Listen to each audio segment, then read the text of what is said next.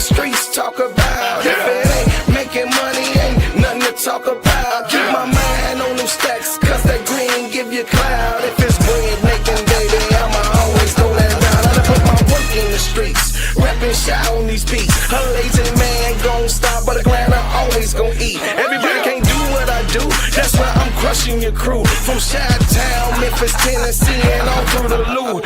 I'm so fresh and so new, got a hot album too. I done came out of nowhere and I'm taking all of these suckers' juice. I keep my promo on them poles, keep that powder out my nose. I'm staying focused, man, with 1 million copies sold. Say my name.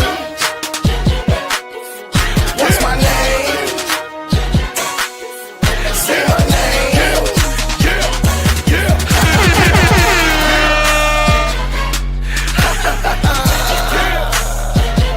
This Chicago, nigga. Yeah. I stayed on the scene, stayed on my green. I ain't never gonna let nobody talk me out of rolling with my team. Y'all know King Kong ain't got money hungry fiends. They think they can outsmart you by selling you a dream.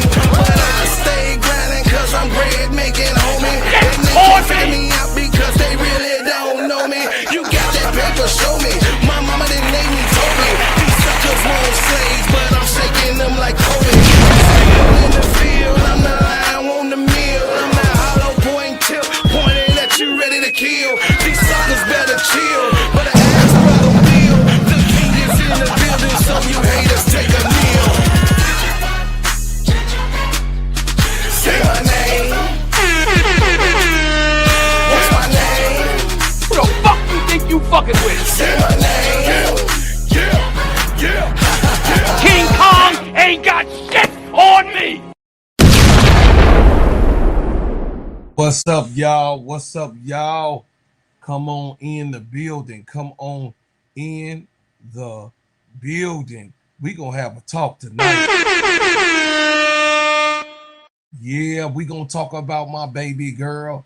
Y'all didn't see it coming, but it was coming anyway. With the exhaustion of all of the hoopla, the naysayers, the ones that said she couldn't do it, the ones that said she was awful, the ones that said that she can't play basketball, the ones that called her a stripper, the ones that called her a person of outside interest. MSL, I put it in the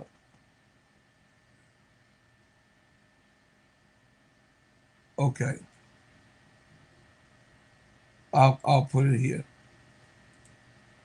The ones that said that Angel Reese could not be a WNBA professional basketball player.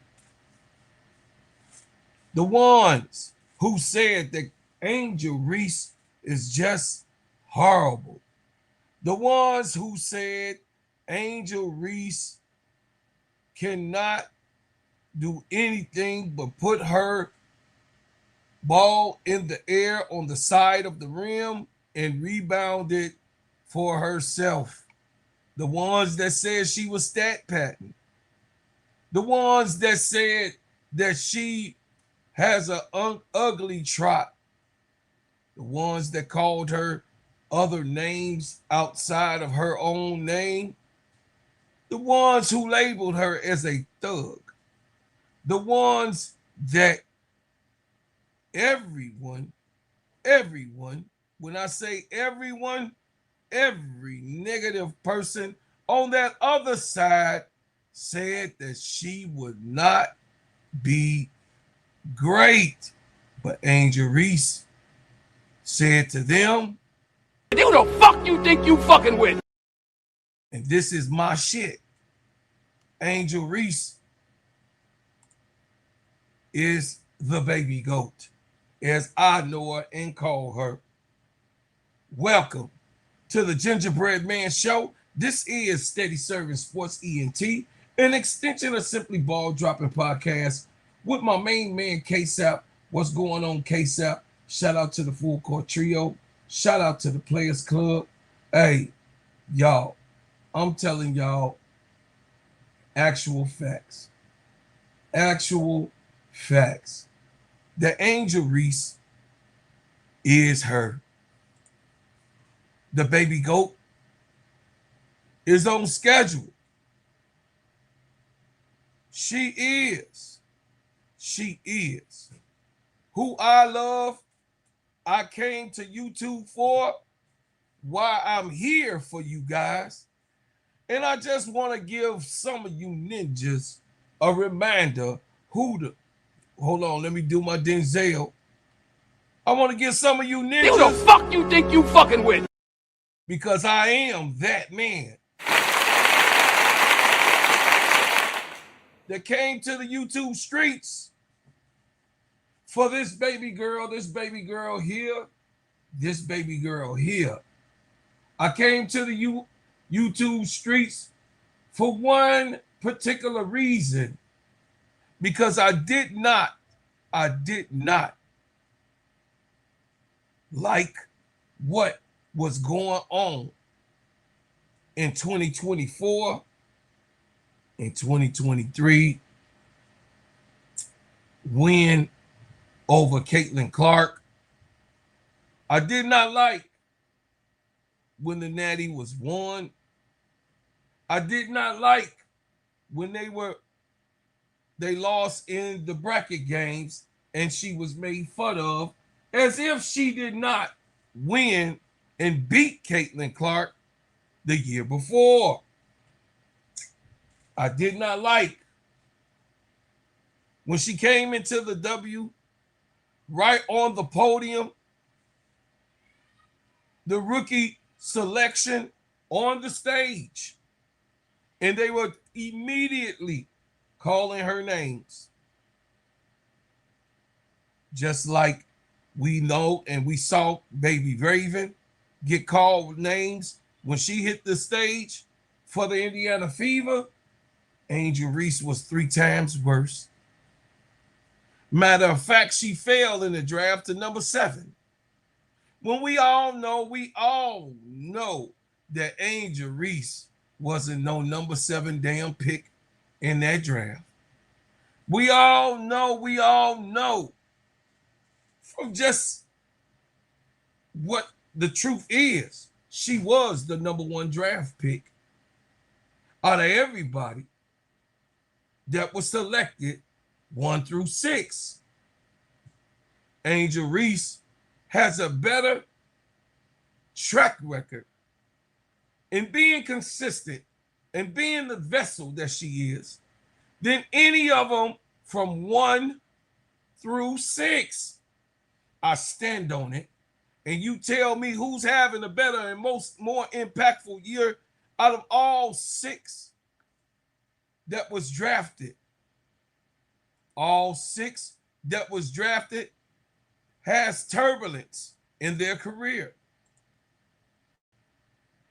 So I will show you the draft of 2024, and who was first.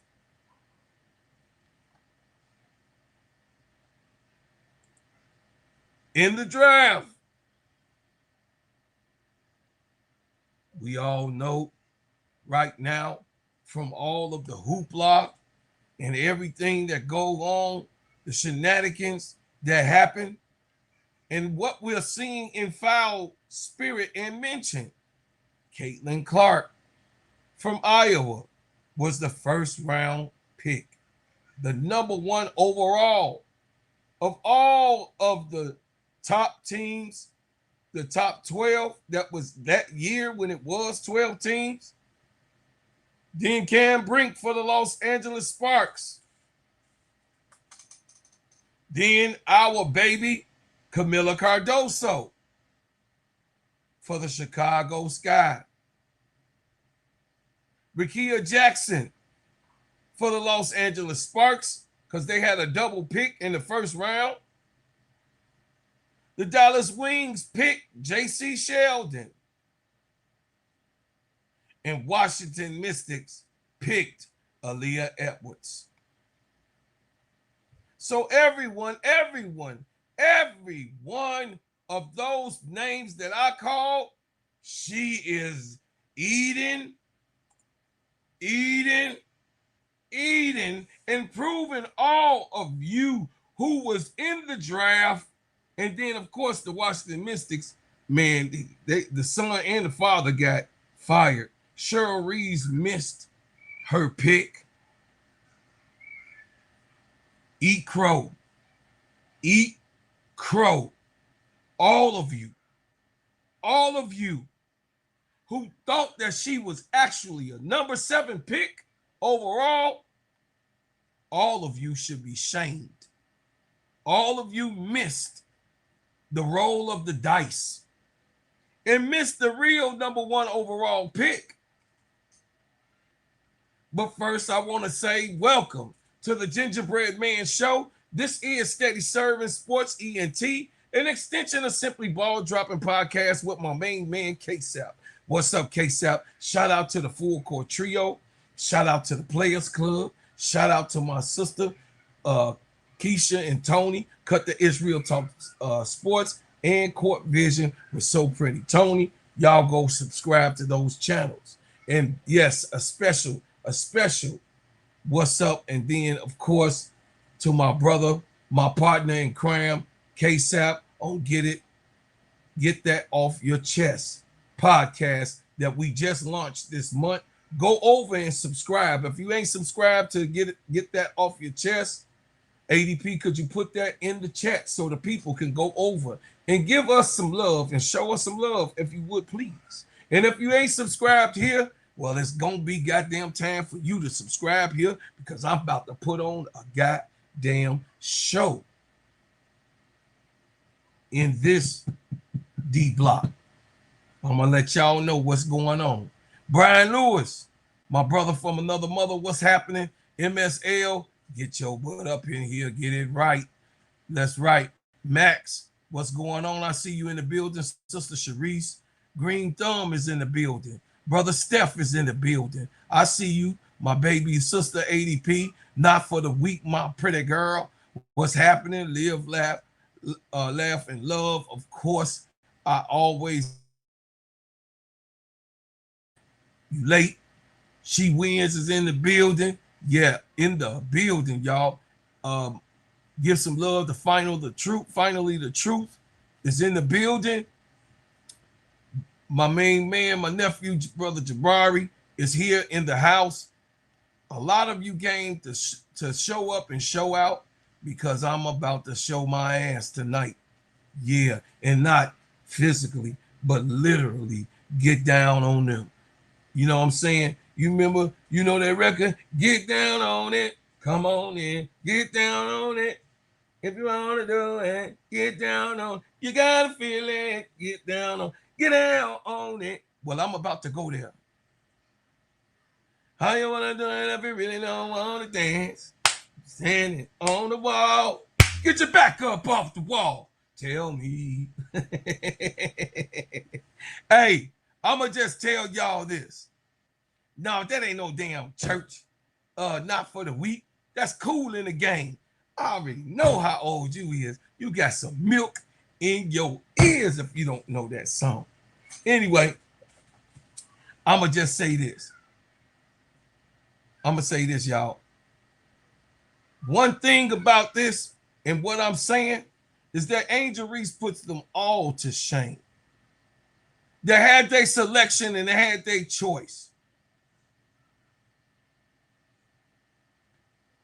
Yes, she was chose by the Chicago Sky, but once the foul Chicago Sky, the ill-minded Chicago Sky, the badly run Chicago Sky, the Jeff Pagliosha, the Michael Alter, the Nadia Rollinson with a lying forked tongue, the underdeveloped Tyler Marsh as a coach, all decided with Courtney Vandersloot in the building to trade the baby bopper, the boo bop, the bam, my baby goat, You know, when they say, oh, you done fucked up now, they did that. Because now they get to see Angel on a winning team and how it would look, look with real wings, real point guards, real backups. And Bree Jones ain't even entered the chat yet. It's going to be ugly, guys. It's going to be pretty nasty going on into the playoffs. With a team like the Atlanta Dream that my baby then went over to the Atlanta Dreams dynasty. That's what I call it. They need maybe one more piece. And I believe they can take it all. But I also think that this year they have a chance to take it. I also really believe that she is the one and have been the one from the time she walked across the stage and the time that the selection went down. We know that all of them now are kicking themselves in the head, including Jeff P., Michael Alton, and Nadia Rollinson. But maybe not, because I could be wrong. Because, you know, when you got a money laundering scheme and you want to cover up, you know, allegedly. I know mama, Mama June gonna be like, you gotta say allegedly, bro, Cloud. Listen, allegedly. When you have that type of thing going on, man, it's really, really crazy. How everyone at that draft night is now having to see and look at Angel Reese's greatness and how they miss the take of the #1 draft pick and the real lottery pick of changing and transitioning teams, because she is the glue. She is the worth. She is the baby goat. So Angel Reese is no longer merely proving that she belongs. She's in the building, an MVP level future with the Atlanta Dream. The questions that they always wanted to say, with their underestimation, people continue to doubt her impact to the WNBA. People still disrespect what she gives to the game and underestimate, even right now, underestimate Angel Reese. They questioned her offense. They minimized her rebounding. They blamed the attention she received on popularity. Some people act like Atlanta gave up too much to acquire her, and that was nothing. They wanted to give her up for nothing because they thought, those haters thought, that she was worth nothing. But look at what is happening now. Angel Reese is averaging 15.3 points, 11.8 rebounds, 2.6 assists, and 1.7 steals per game. She leads the WNBA in rebounding and has already produced a league-leading 16 double-doubles this season. The WNBA player profile sparks the dream as a recapped and a revamped team. Better than last year. You could think she couldn't do it, but she said she can. Tonight, we're discussing her rise in Atlanta, the people who chose wrong, her all-star recognition, and whether the baby goat is already moving towards the future MVP award. Before we can begin, type one word in the chat describing Angel Reese 2026 season for me. I want y'all to put it in the chat for me and my people that's right now Describe who Angel Reese is to you in one word. I'm waiting. Come on with it. Y'all, we gonna play it. Yeah. That's what come to mind.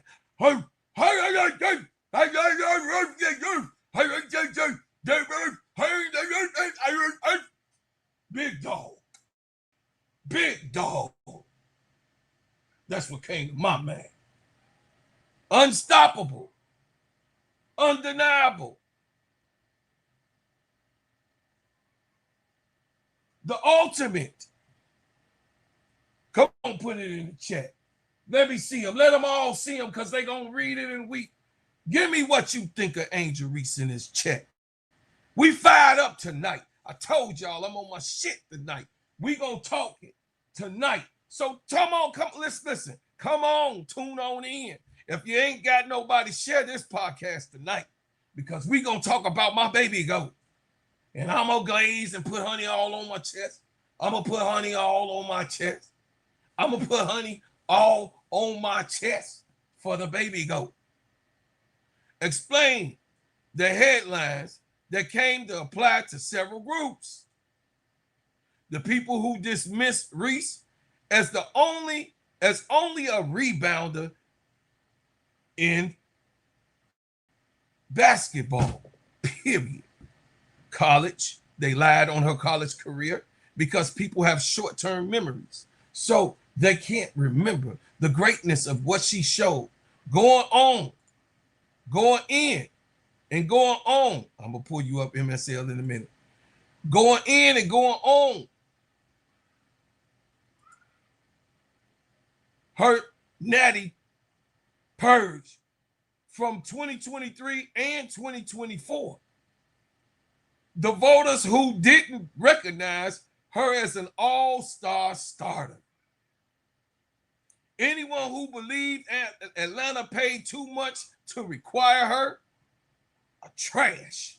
Fans who judged her personality instead of elevating her production, trash. They're crying in heaven right now because they didn't know what to do with my baby goat.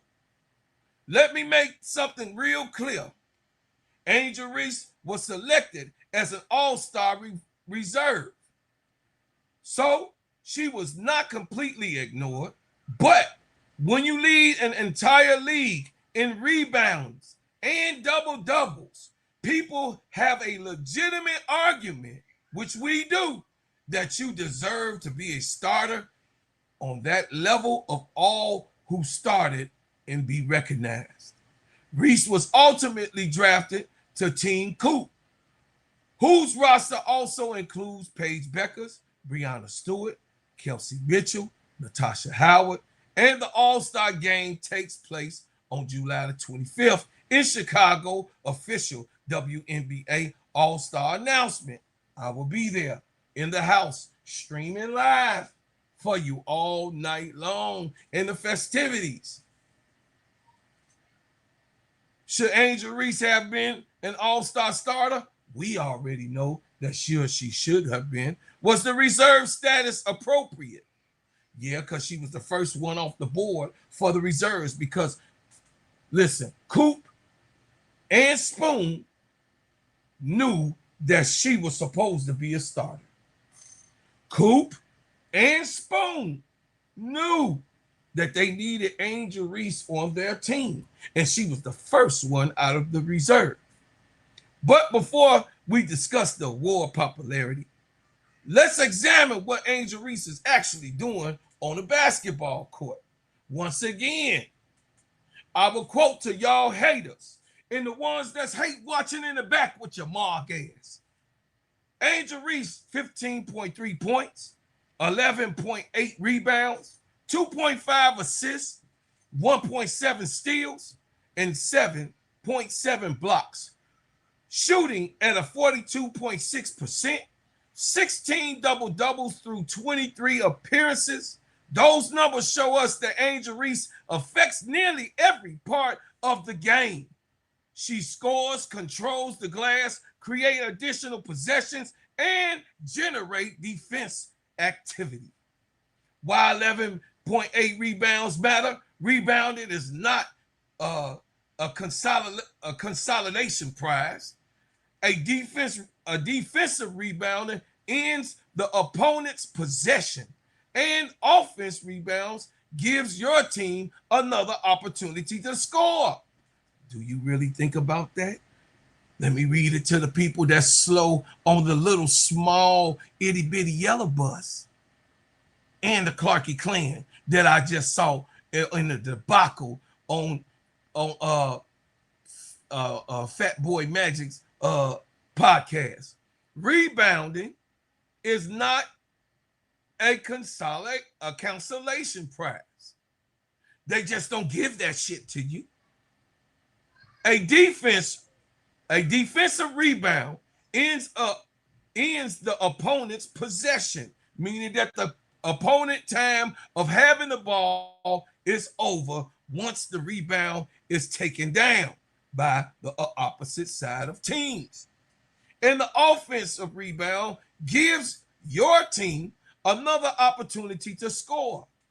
Angel Reese creates extra possessions that don't always appear in her highlight package. That is winning basketball.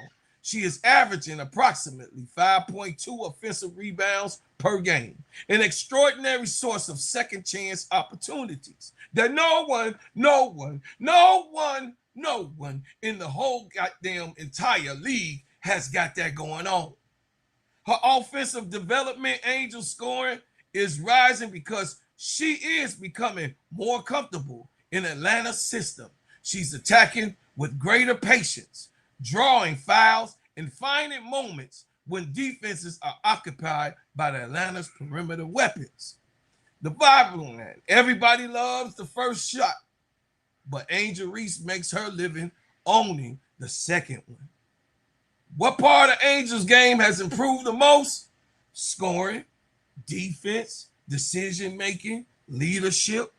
What has it? She's been developing over and over again, creating herself, remanufacturing what they thought was only one pony show, but that girl over there, that's only like scoring, shooting logos, threes, and shooting free throws, and never want to be touched by anyone or anybody, no defense to be played, and no technical fouls called here. Angel Reese is a dog, and she is not underdeveloped. She's very much so developed. And what I will say, the Atlanta Dream has been transformed just by her coming to the team and Bree Jones starting the season off injured. She has made the difference in the 14-10 record. It could be worse. They thought that they was going to be behind pretty much because of the injury by Bree Jones, but Angel Reese trade went down. The Atlanta entered July the 16th with a 14-10 record, tied for the best record in the Eastern Conference at the moment in Atlanta's 2026 record. Angel did not arrive in Atlanta to play savior basketball. She joined a talented roster featuring players such as Alicia Gray and Ryan Howard. What she supplied was something every contender needs: toughness, rebound, physicality, relentless effort. Her motor is tenacious. She's infectious across the board on offense and on defense. I told y'all I was going to be talking about shit tonight. Listen, why this outfit works for me of saying these things to you and being up here and letting you guys know how talented Angel Reese is, it benefits the fuck out of me. It benefits me because I am an Angel Reese advocate, and I am on YouTube for Angel Reese. Make no mistakes about that. So for all of you haters, for all of you naysayers, and all you ignorant ones who falling out on the Angel Reese team because of whatever critical statements that is made about when I critique my baby goat, never think in your damn mind that, hey, I don't love my baby goat. And because I stick with the team that I was born in, the city that I'm born in, make no mistake, your ass will get cooked on this show about the baby goat. Because one thing that I do know, which ADP and those who follow me know, I know my baby. I know Angel Reese. And I know, and I have been cheering her on since she has been the Natty winner at LSU. Atlanta has a perimeter scoring party that prevents defense from collapsing completely on Angel.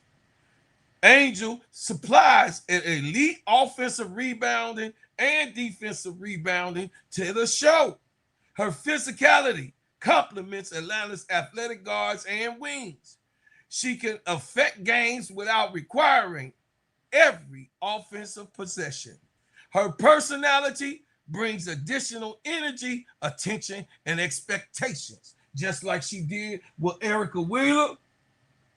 She said, "This is my shit." And guess what, y'all? I don't give a damn what y'all think. This is my shit. And if you don't like it, and if you don't like Angel Reese on this channel, get your mark ass up out of here.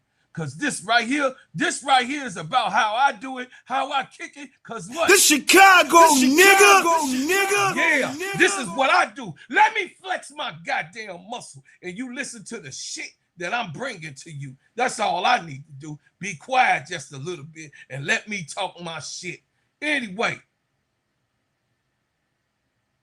Angel Reese went against the Los Angeles on July the 13th. Reese delivered 23 points and 13 rebounds, recording her league-leading 16th double-double as Atlanta won 101-92.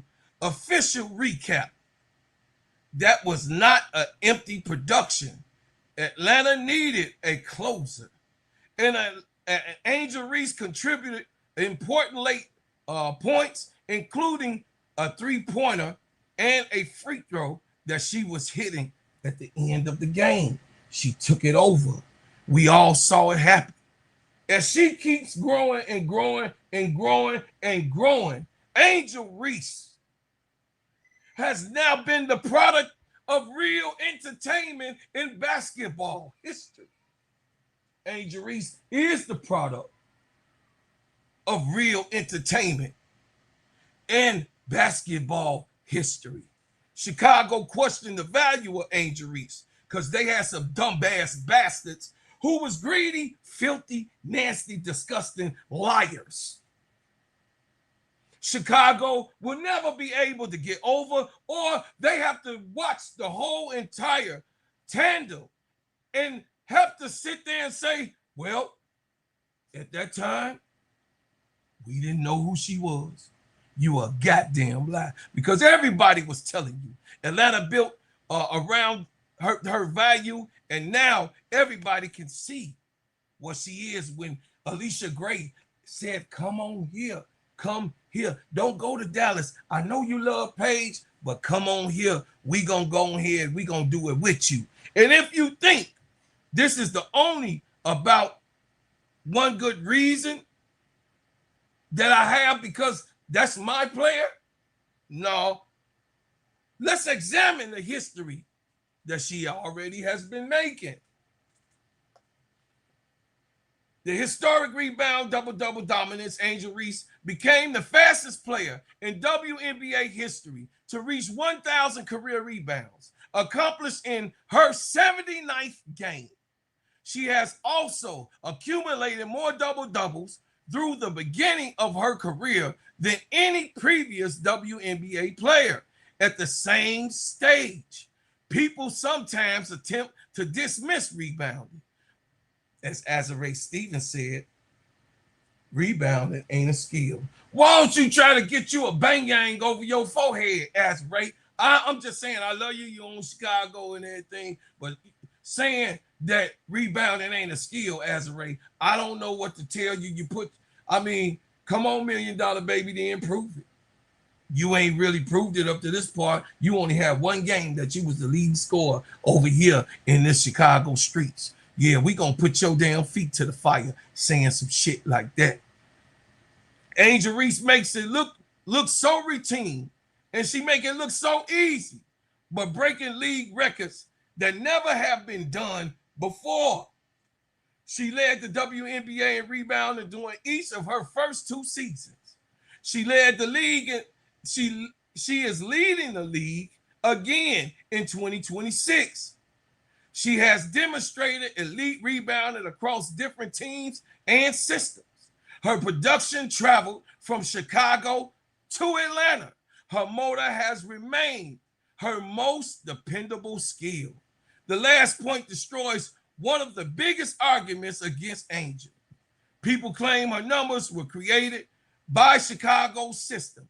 Now she has changed teams and continue to be producing.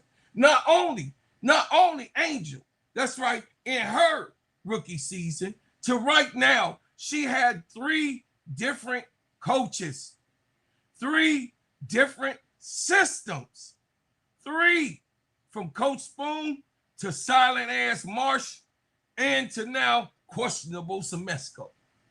I'm just saying, Angel has been going through this productive situation in her whole entire career coming into the W.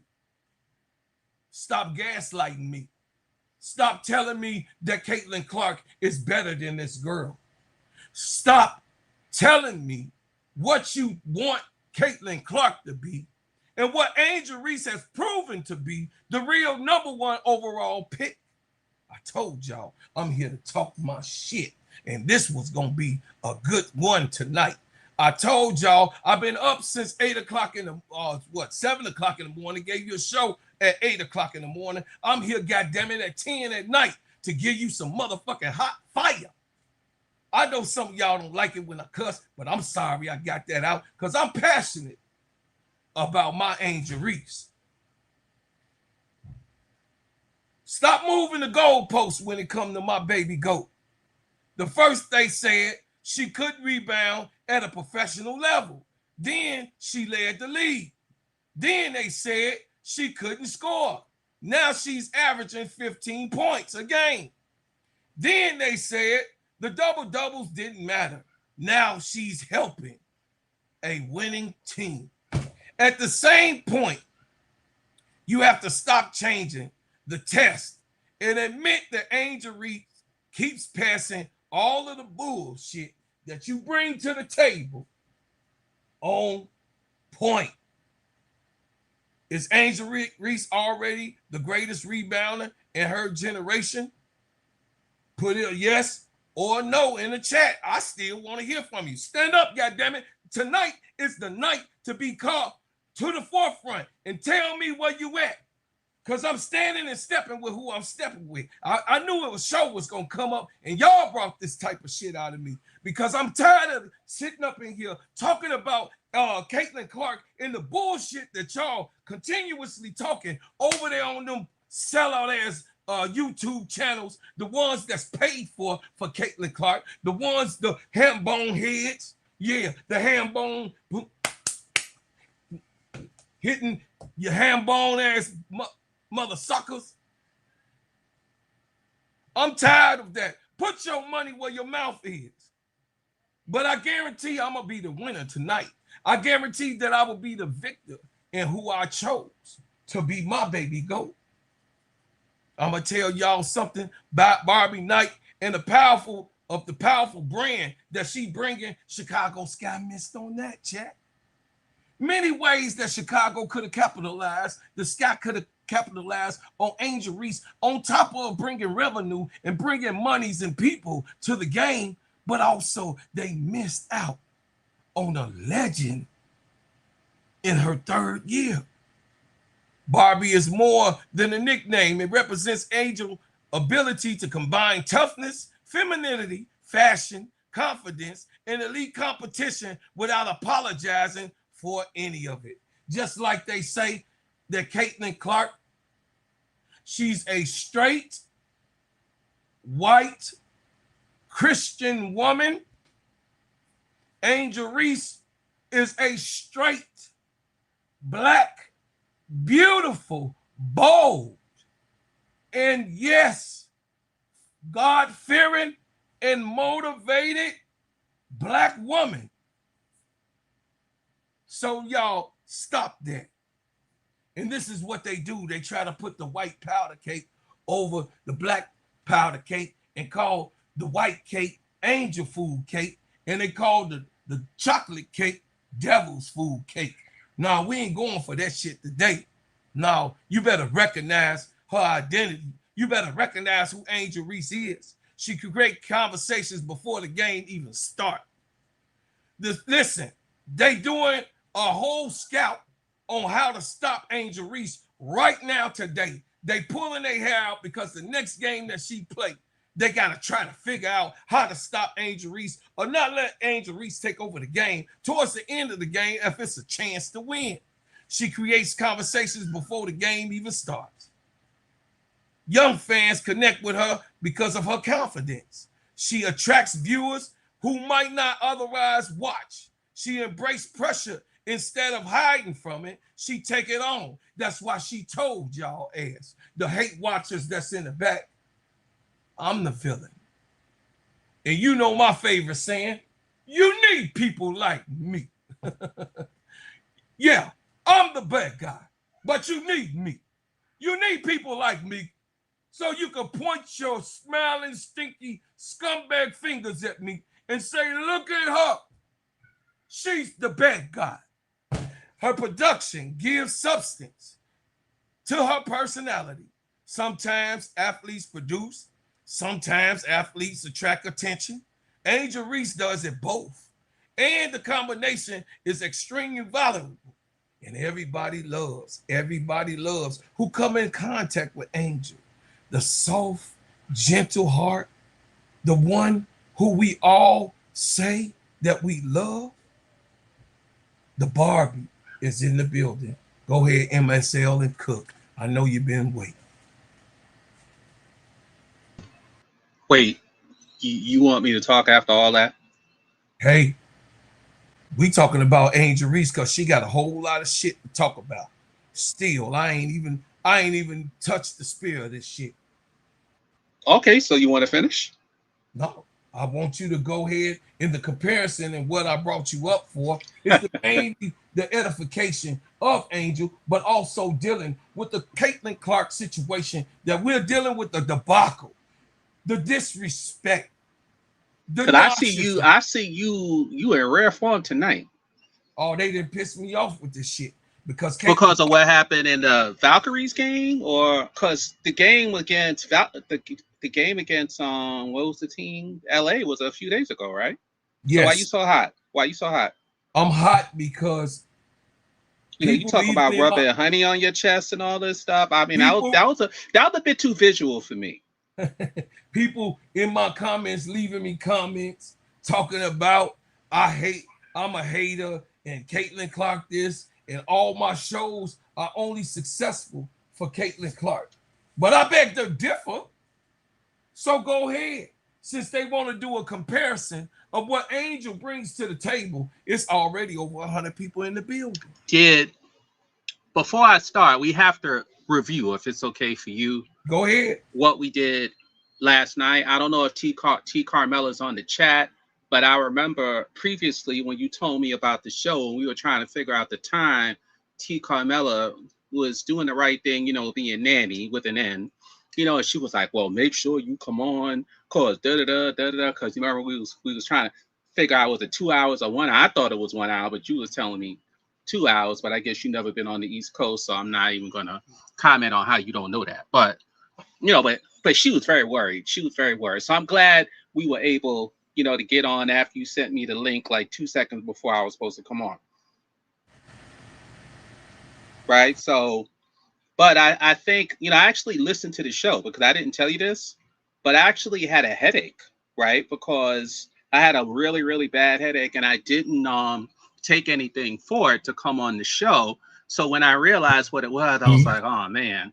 I said, I got to go on because I didn't tell him I wasn't going to go on. So I thought I was going to be terrible. But then because your head hurts, so you're not sure how your communication sound. But everybody seemed to like the show, and then I went back and listened to it, and actually I sounded halfway decent, and you were great. So I thought the show. We talked about Caitlin Clark in that game, right? Oh, that's what I wanted to ask you. I knew I said that for a reason. Didn't you show the video in that game? Yes, I did. Okay, I hate to tell you this. Unless I'm mistaken, you can go back and look at it, or someone in the chat can say it. I tried to look at that video, bro, Claude, and I think they took your video out. YouTube. They probably did. Yeah, I don't want to start something, they probably clipped it. Yeah, they clipped it. So, like I said before, anytime the power structure does this, they did this during COVID. They do this during elections. They do this when they want to start wars. They do this when they're trying to shove somebody down your throat, like Charlie Kirk's wife, Erica Koch, etc., etc. Some people would argue the government bought up a lot of the big social media companies, or the government co-ops big social media companies. Depends on which one. And I'll be quick with this. Don't worry, I'm not going to go on a benediction. For an example, Google, Serge, forgot his last name, one of the two founders, he went through a Stanford University master's program, and he was funded by the U.S. government, by one of the CIA's incubators called InQtel. They funded Google. One of the founders. They were parts of that, and they've done that with a lot of the big tech companies. And not to get in all that. So as you move forward, particularly from 2020 when Trump was elected and the whole COVID nonsense popped off, they've been using social media against us. And whether it's bots, whether it's they pay people to talk about, and obviously this all falls in to Caitlin Clark and Angel Reese, because normally you wouldn't think something like this would follow in sports, but just like everything else in life, you know how you had the space program in the 60s, and a lot of the materials that they used to go in space, they now, is now everyday products. It's the same thing with that.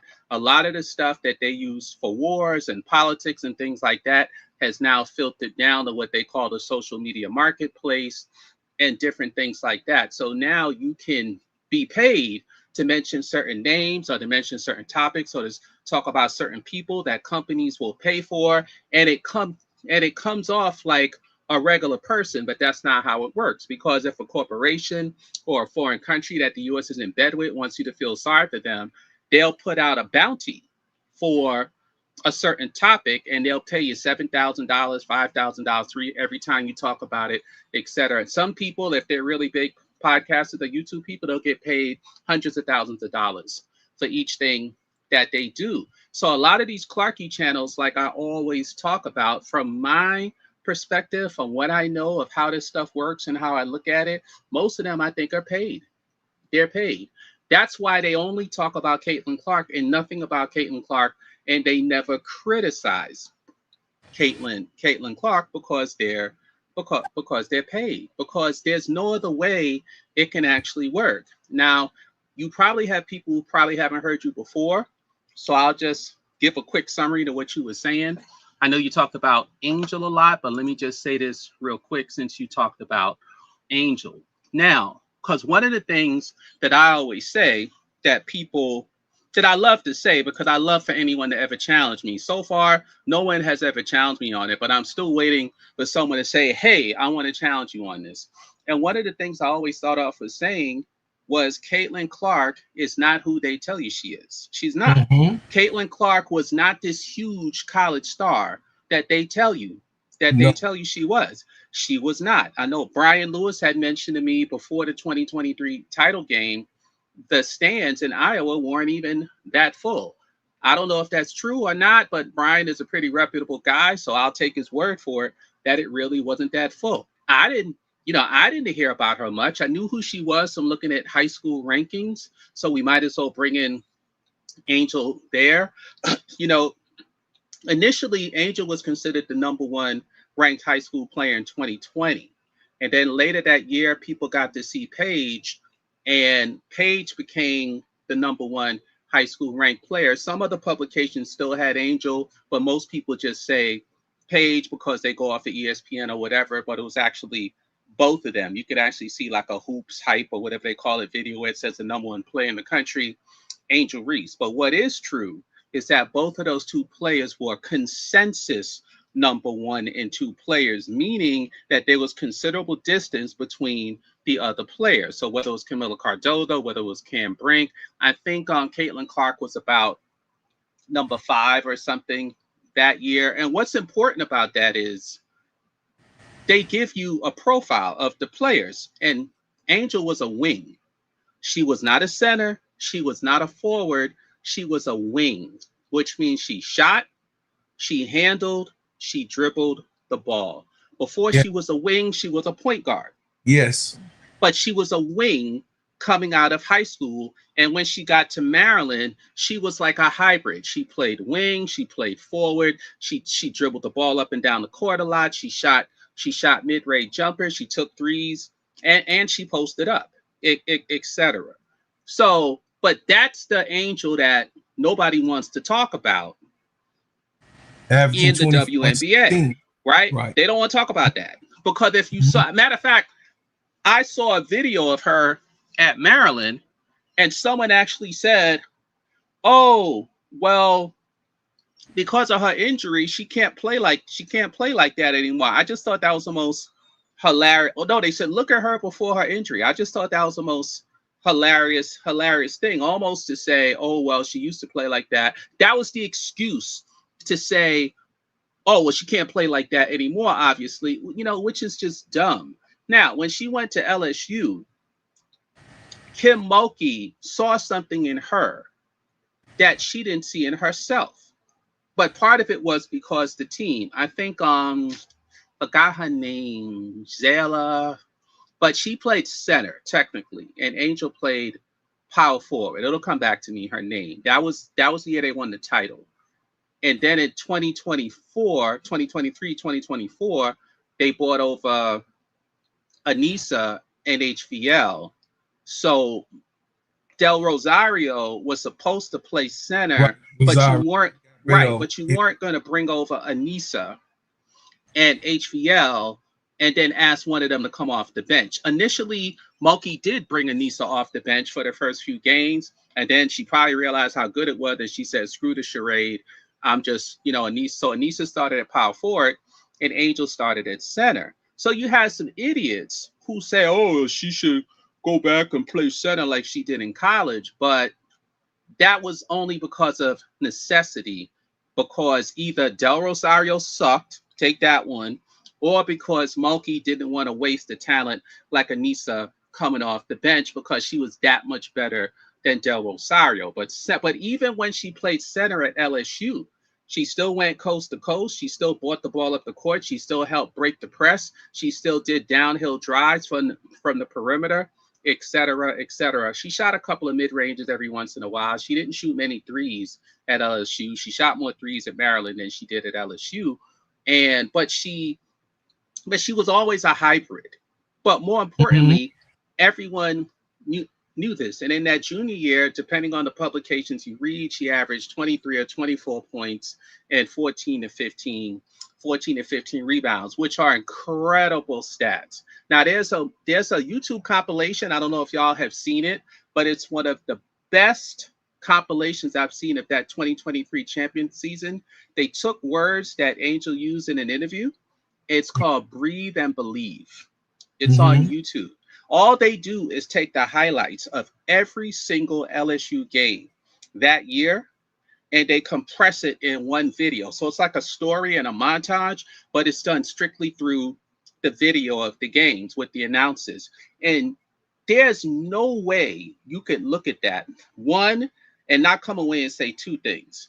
Angel Reese is a flipping incredible ball player. That's one.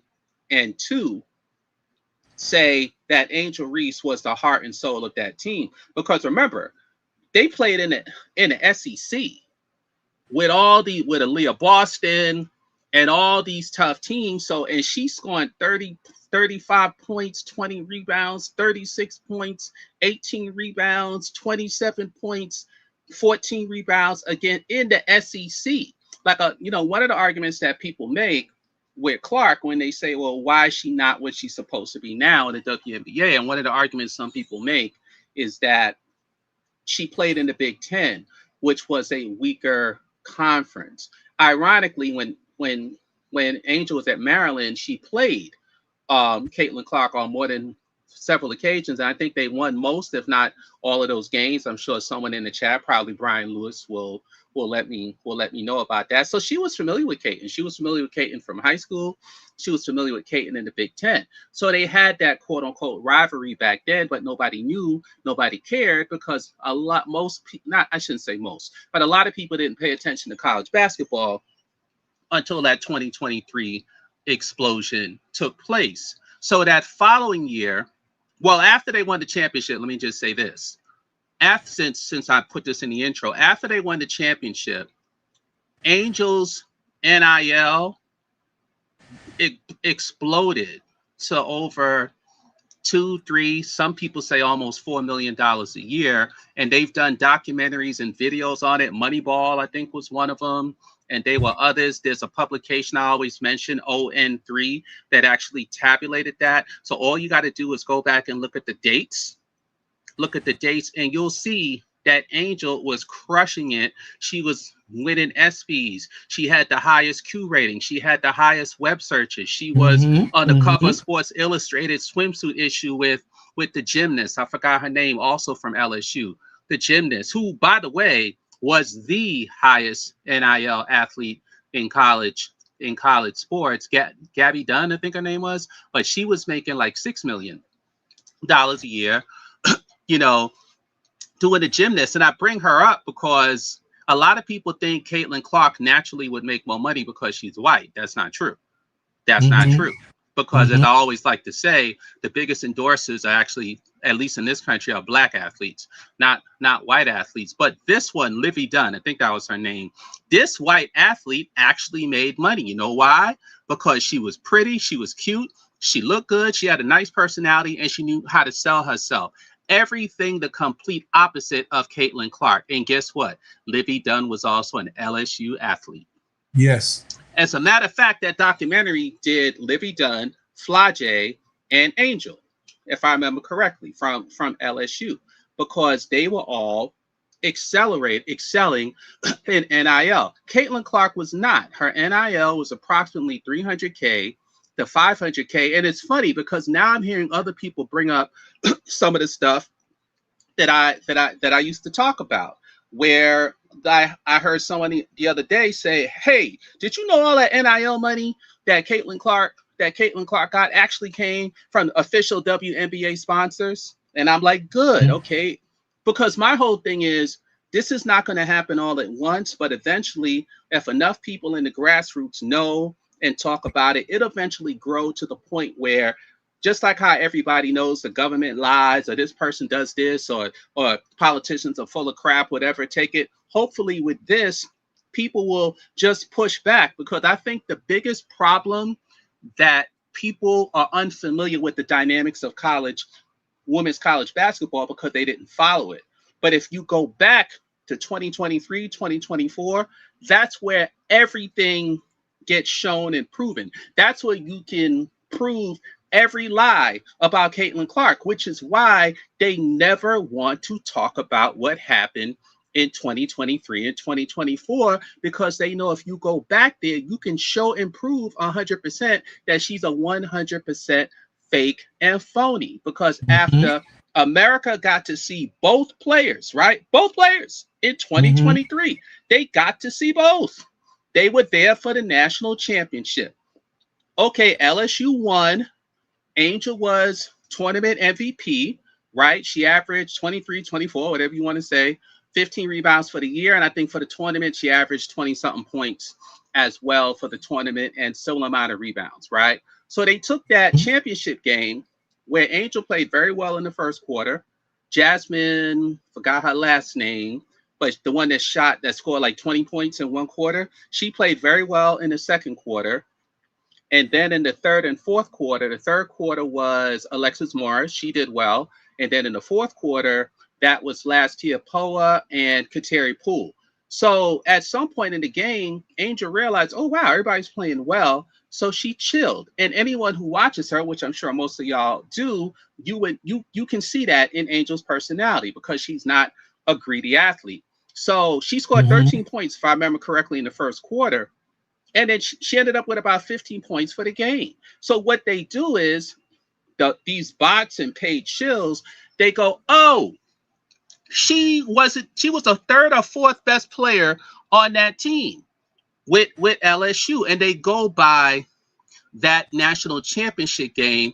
And because people are stupid or they don't know, they're hoping that people accept that as the truth, because when it makes no sense. Because how does, as someone in the chat said, finally, I don't remember their full name, said, how someone who averages 24 points and 15 rebounds is totally dominant, especially in the SEC. This is the SEC. She was SEC Player of the Year.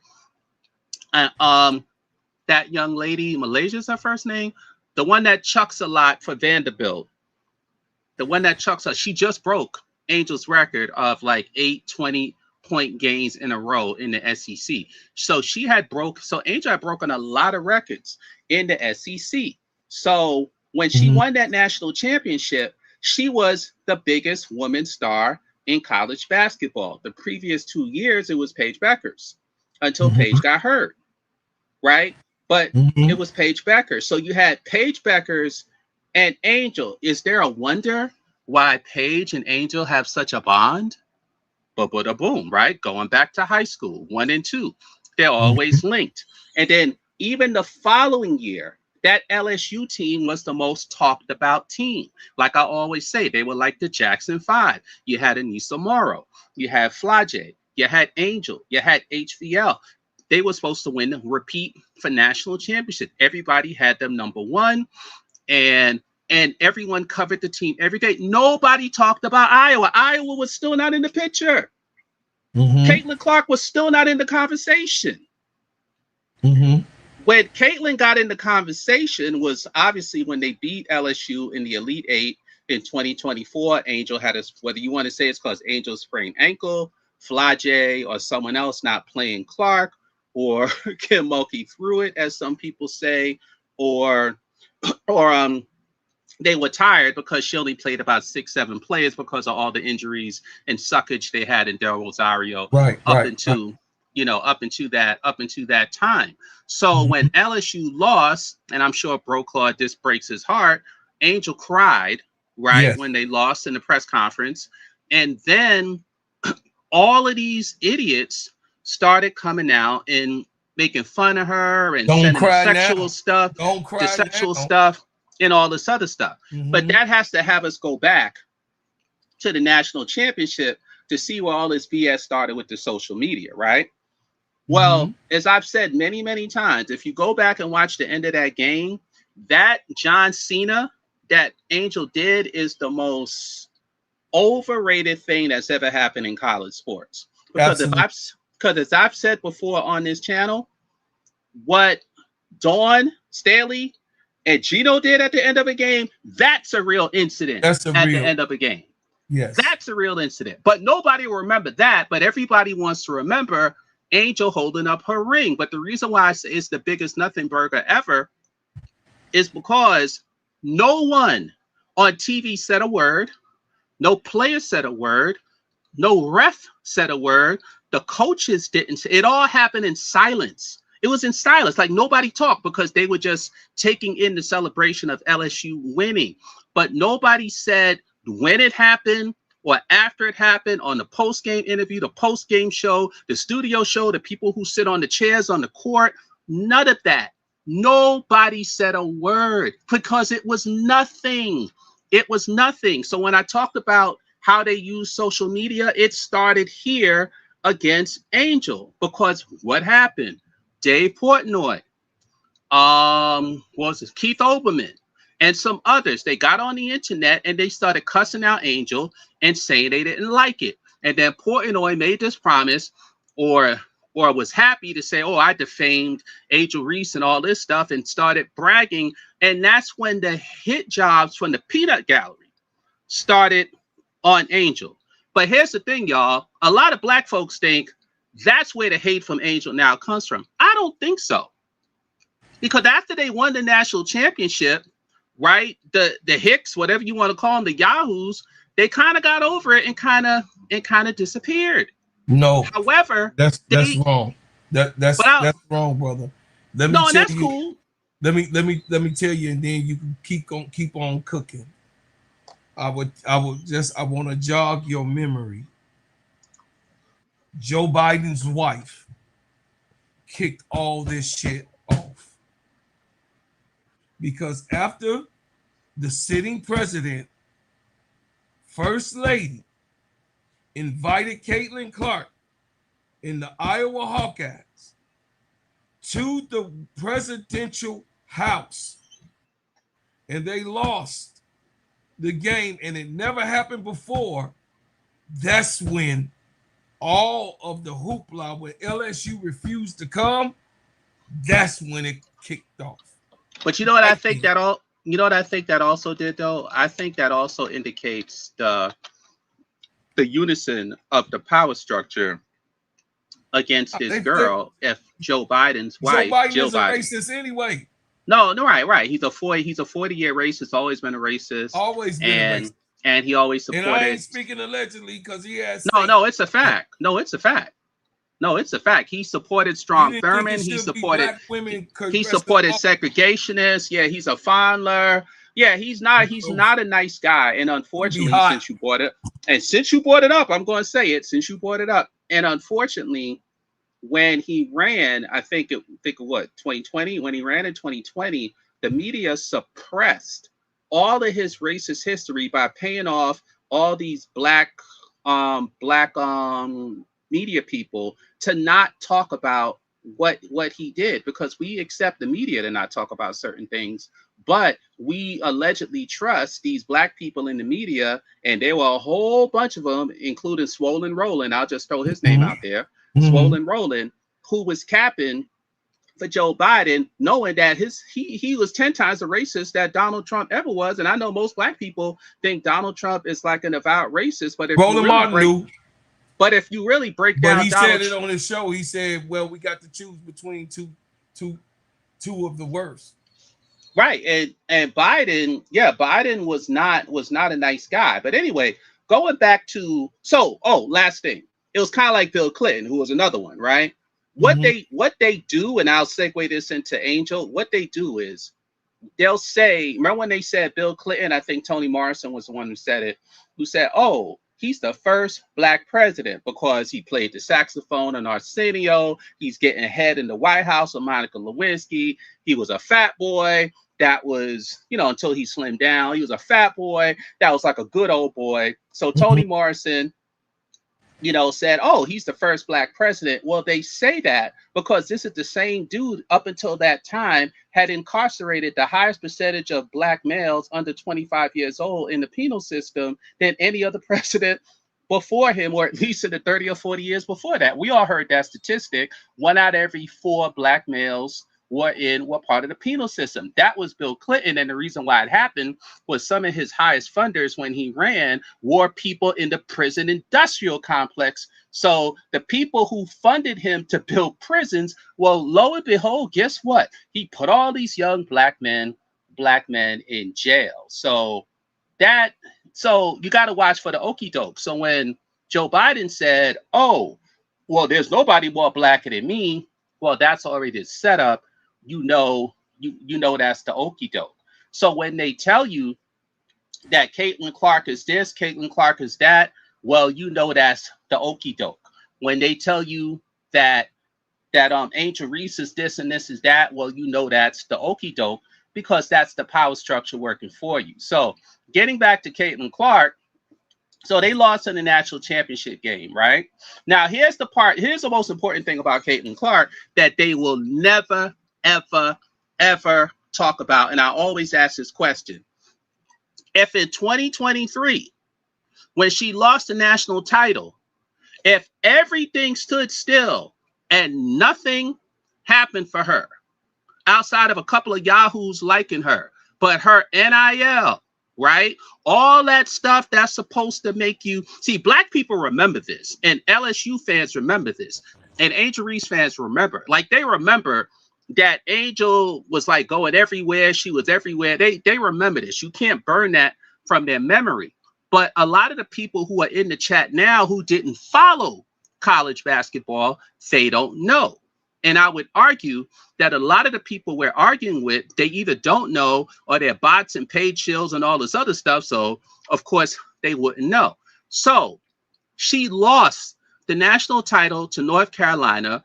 Raven shut her ass down in the second half to where she had scraps, right? Gino and Tarasi and all these people said, well, I don't think she's going to do that well in the pros because she's weak. She's not explosive. She's not athletic and her attitude. So then check this out, y'all. So then all of us, so if you remember, Angel got a sneaker deal in 2023 with Reebok, right? In November 2023. That's when she officially signed. According to her, Shaq offered her the deal in 2022. Yes. Right. Also, what happened in 2022, Nike signed a strategic agreement with guess who? The WNBA. Now, this part I'm going to say is my speculation. This part. I think they signed that deal because they wanted Angel. Right? That because is true. Because the deal also said that they could write stories, change this. How you doing, Paige? I didn't know you were on. Change this, change that. It was a lot of stuff in it, right? But they can write stories and they can tell stories. So that was in 2022. And then Angel turned them down in 2023, which she confirmed with the Michelle Obama, Craig Robinson interview that she turned down all the major sneaker companies she had said. So guess what? Caitlin Clark did not sign with Nike in 2022 or 2023. She signed with Nike in 2024, along with all official WNBA sponsors. Because you're still titleless. You don't have a title. Your looks didn't change. Your personality didn't change. Your basketball game didn't change. Nothing changed. So when people say, oh, Caitlin Clark, the question I ask is, well, what changed with Caitlin Clark, or what makes her any different than Ionescu or Paige or all these other people? The difference is, as Angel has talked about, and if Paige is on here, I'm sure she can confirm it, even though we've heard it on her show, was that they went to both of them and said, hey, we want you to sign with us through the WNBA to get your endorsements and so forth like that. But there are a couple of strings and stipulations to this. And Angel talked about this. And one of the stipulations that Angel mentioned, and I'm sure there were others, but the only reason why she mentioned this was because she had a manager on her show. So she had to reference her manager. And she said that they asked her, she had to get rid of her manager, the one who quit her corporate job because she believed in Angel so much that she was willing to manage only Angel. Can y'all believe that for those who never heard this before? Hey, MSL, real quick. I got to do this real quick. Hey, my baby Paige. Hey, real quick, y'all. Well, you're the one who did the benediction earlier that told me to just flow. No. But go ahead. I'm sorry. Hold on a second. Real quick. Happy birthday, ADP. Happy birthday, ADP. I love you. Hey, one of my biggest and best friends. She is a wonderful lady. I love you. I appreciate you. She here on her birthday. And hey, she is working the chat. How she work at 5 a.m. this morning if it was her birthday? Hey, that's what she do. You's a good woman, ADP. You's a good woman, girl. I love you. Hey, MSL, before you keep cooking, baby Paige, I know you got a lot because, of course, you was at LSU. She's close. She down there. LSU, and I just want to hear, and I'm glad that you came because that's how God works, though.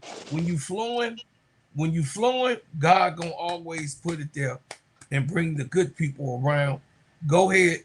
Can we get some of the perspective in your? What did you think about some of what I said, Paige?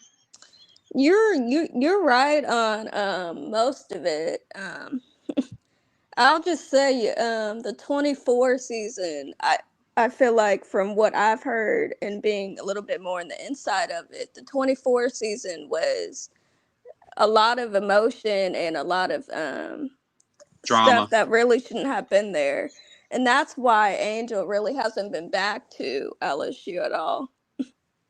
Because they treated Mm-hmm. her like, I don't know if I could say this word, but they treated her like garbage at Mm-hmm. LSU that year. Mm-hmm. From security to people, like, it's ridiculous. Mm-hmm. Like, they treated her like she was the second string to Flage. Mm-hmm. And they still do. And I'm like, why?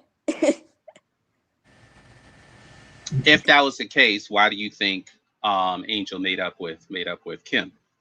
Or you don't feel Kim, Kim had anything to do with it? Kim didn't have anything to do with it. It just No. mostly goes by LSU and the NIL department, I'll say. And the homegrown type of thing they got with her because she came there all 4 years. That's Yeah. one baby page. Because she was Yeah. homegrown and they really which baby page will contest to, they really love their homegrown and successful players, especially when LSU was their first choice and first school and last school. When they stay all 4 years, it's kind of like they shade others, which they had no right because Angel Yeah. brought them a goddamn natty.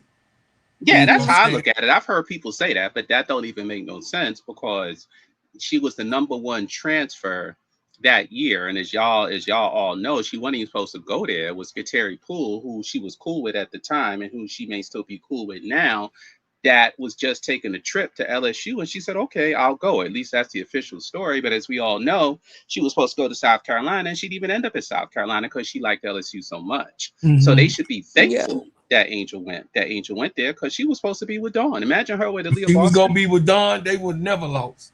With Camilla, Yeah. already with Camilla from college. Oh no! Yeah, Camilla would have been on the bench and she would have played, and her and Boston would have played alongside each other Listen, in that junior year. listen. All I know And is, maybe she would have made Boston a little blacker. Oh well, my God. all I know is that with Angel impact, even in college, it was second to none because Absolutely. And because they you try to had memory hold us out of our memory and make us forget that.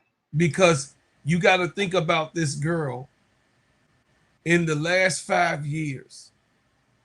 She come from Maryland, the Maryland system. That's 1 year Yeah. in college. Then she went to LSU. That's She another. did 2 years at Maryland. Right, 2 years at Yeah. Maryland. Hmm. She went to LSU 2 years. Then she And came play to, played entirely different at both schools. then she Yeah. went to then she came to the W, played for Teaspoon. Then she Who played played her for who played Tyler. her one way, Then she played for Tyler Marsh. who played her a complete different way. And then Yeah. now with Semesco, she has 5 coaches in a 6 year period. That's an average of a coach a year. Yeah. And Caitlin Clark don't know how to play with the same coach for the last 2 years and the coach She was before with that Bruder the year all this before. whole time.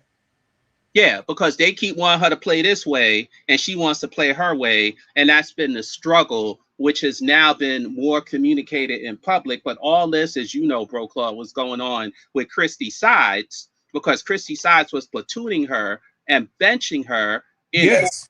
in fourth quarters because she was terrified. And since I brought that up, I got to say this for you because I thought about you.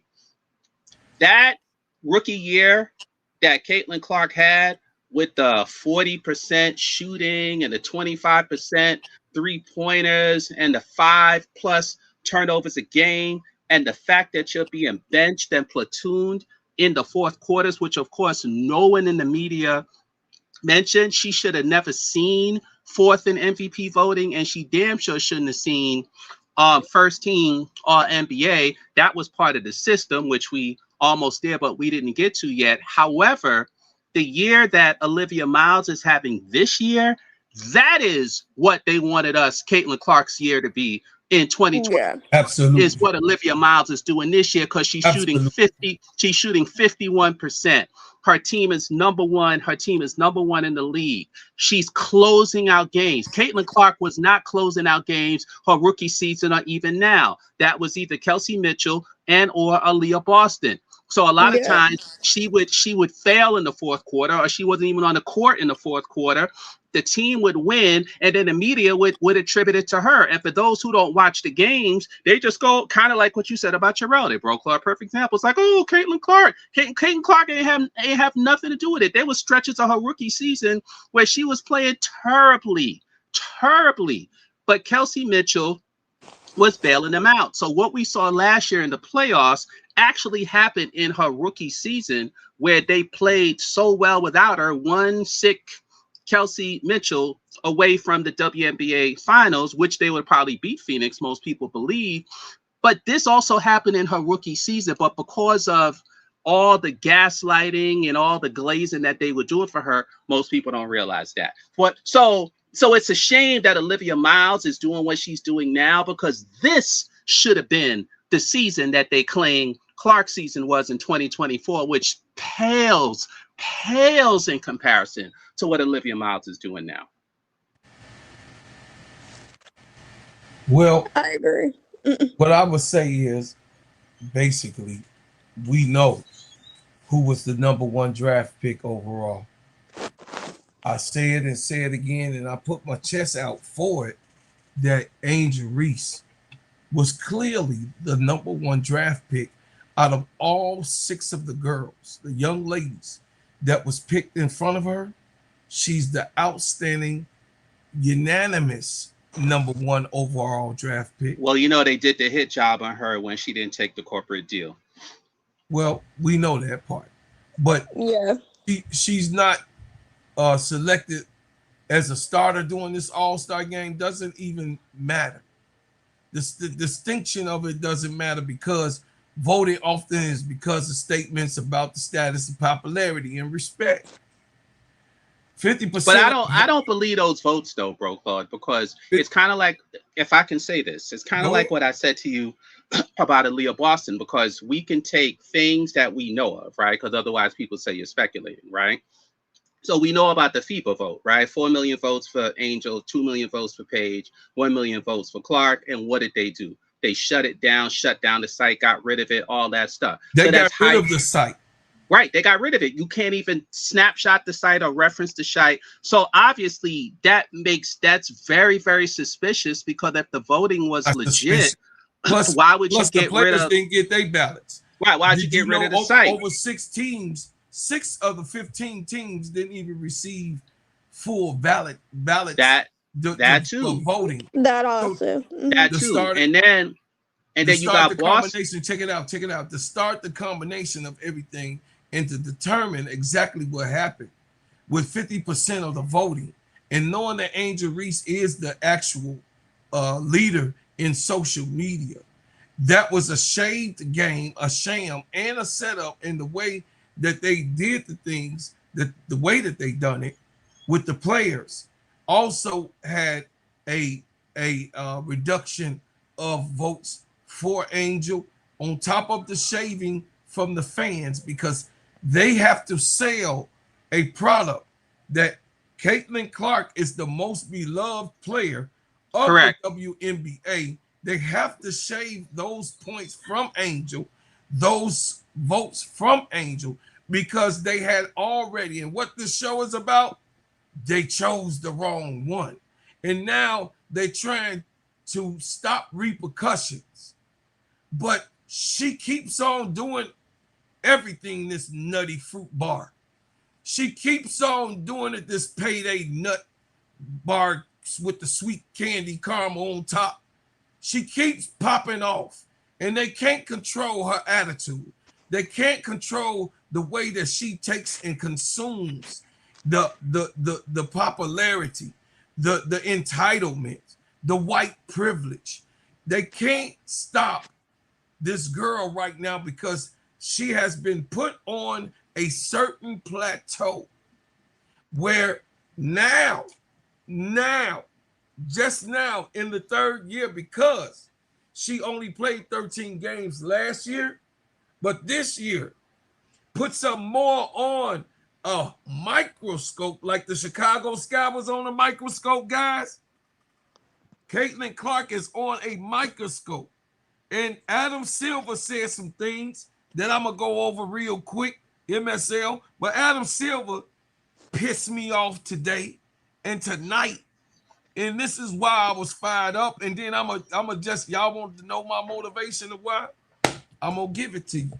I'm going to give you why. Because I got to let y'all know that this whole WNBA setup is like the WWF. Now, absolutely. Let's go. Yeah.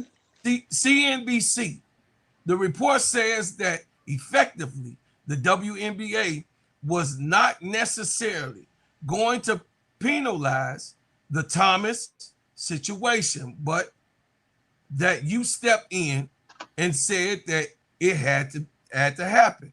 Silver, let me give you a serious answer to that question. I think that ultimately the issue around Caitlin Clark are not largely about officiating. See, he gaslighting and he deflecting. And that particular incident is not about whether a foul should have been called at the time of the game or whether that was ultimately a flagrant non-review. I've come to know Caitlin really well. He didn't say I know Alyssa Thomas in the history that she has brought to this game. Alyssa Thomas been in that league a whole lot longer than Caitlin Clark. The sacrifice that Alyssa Thomas has done over multiple years. But anyway, I've come to know Caitlin very well. She's an incredible player and also an incredible person. And she wants to focus on being the best player she can. And she's become a bit of political football in this country. And I think it's incredibly unfair to her. I don't think that issue is ultimately about officiating. It's about becoming political ping pong with her. And she's a young woman who tries to improve her game. Focus on being the best player as she can. And I don't even think it's fair to her. And this has become a separate storyline about one foul. Should it have been called in time or should it have been called a flagrant? That's my response. People are allowed to think whatever they can and whatever they want about our league. But there's so much to celebrate around the WNBA. I was part of the group that wrote the original business plan for 30 years ago. And where women's sports has come, we missed our numbers for many years in the WNBA. But then it turned the corner. Businessman, you're now seeing off the chart valuations of the WNBA teams. Joe and Clara Tessie have done an incredible job here in New York with the Liberty. Caitlin came along, brought the entire new audience, and it began when she was still in college to the game.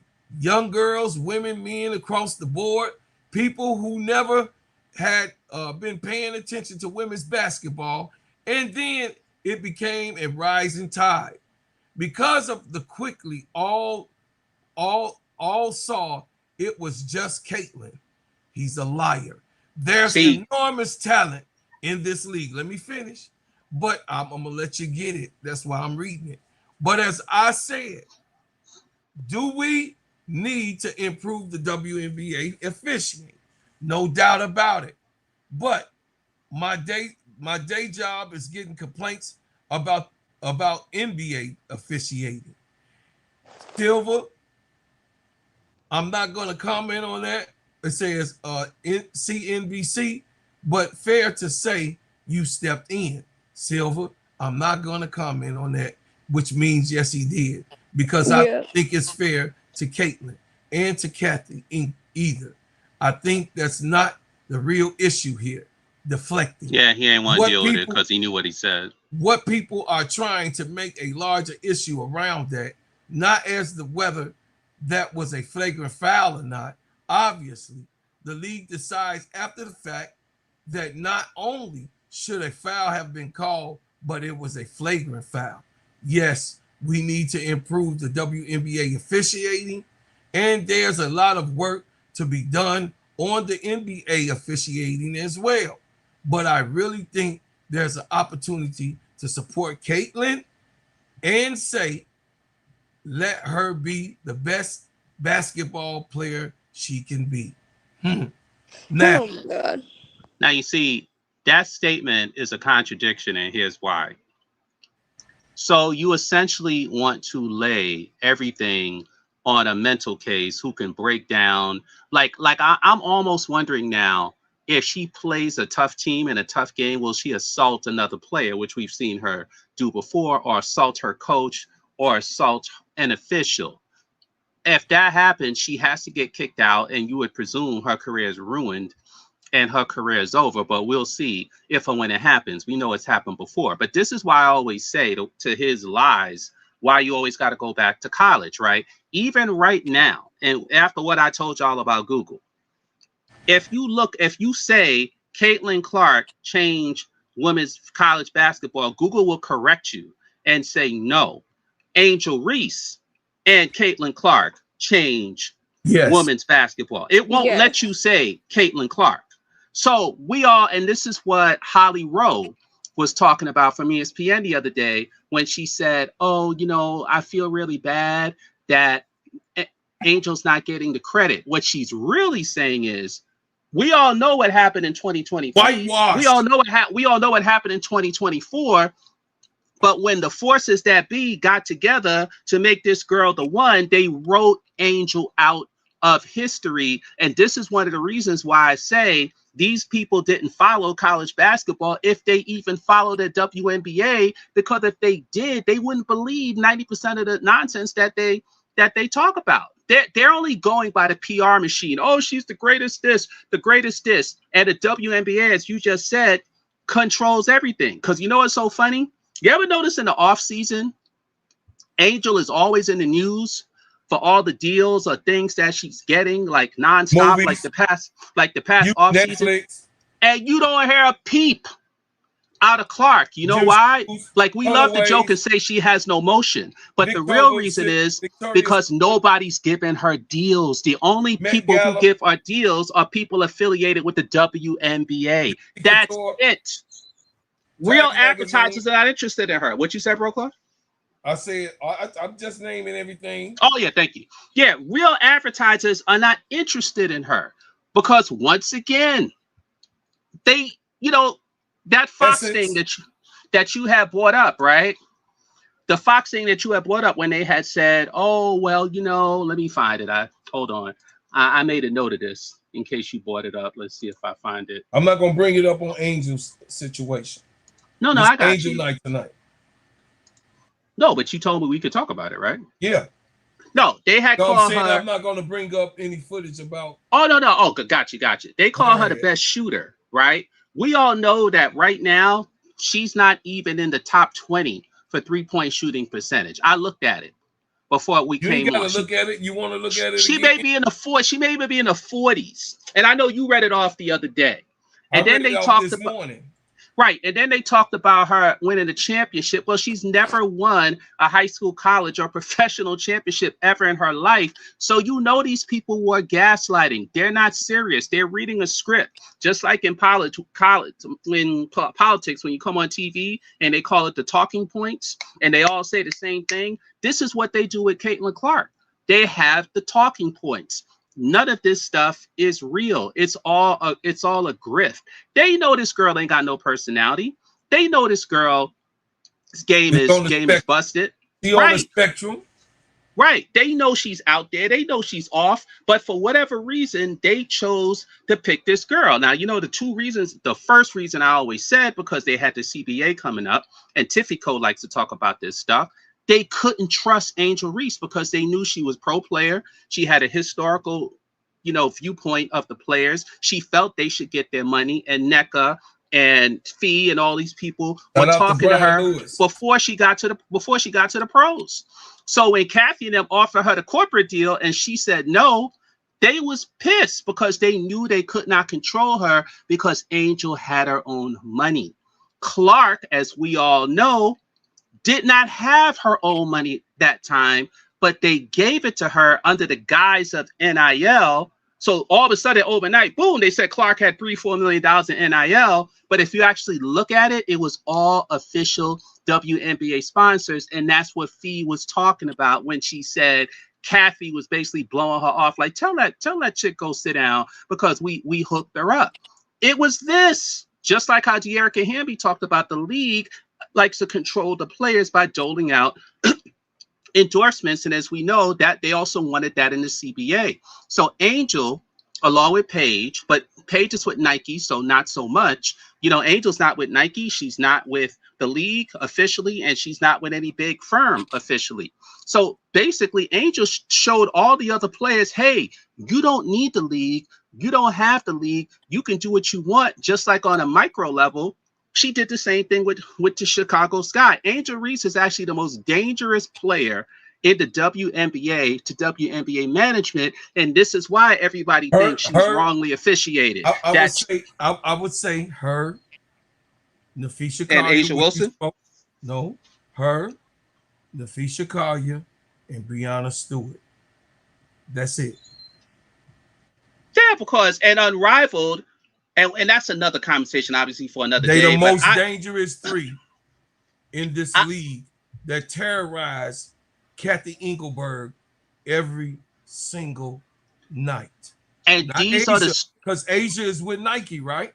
Yes. So she's not worried about Asia. Just got to do the outfit. She got to make the points in the agreement of what is agreed upon with her Nike distribution and her Nike contract deal and the other deals that she does along. That she has Asia, unlike Angel, Asia received all of her endorsements and accolades from the WNBA.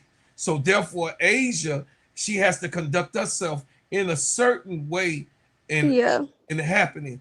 But with Nafisha Collier and Breanna Stewart, they broke those chains, even though like Breanna Stewart ain't with Nike, but Breanna Stewart and everybody else and Nafisha Collier is they got the Connecticut connection that helps them. Right. They're above everyone else because they started a whole nother league where people actually get these girls get off season money that they don't have to go overseas, but they don't have to go now because of the money now that the WNBA has done in the CBA. If they choose to play overseas, which I don't think most of them will now go overseas, and the focal point will be the WNBA, like the NBA is focused on, which it should be. I would have much rather had a full-time Unrivaled than dealing with the WNBA as it is now. But go ahead, Brooklyn. But at this point, Nafisha Collier, Breanna Stewart, and Angel are the most dangerous ones in this league, and it's only three of them.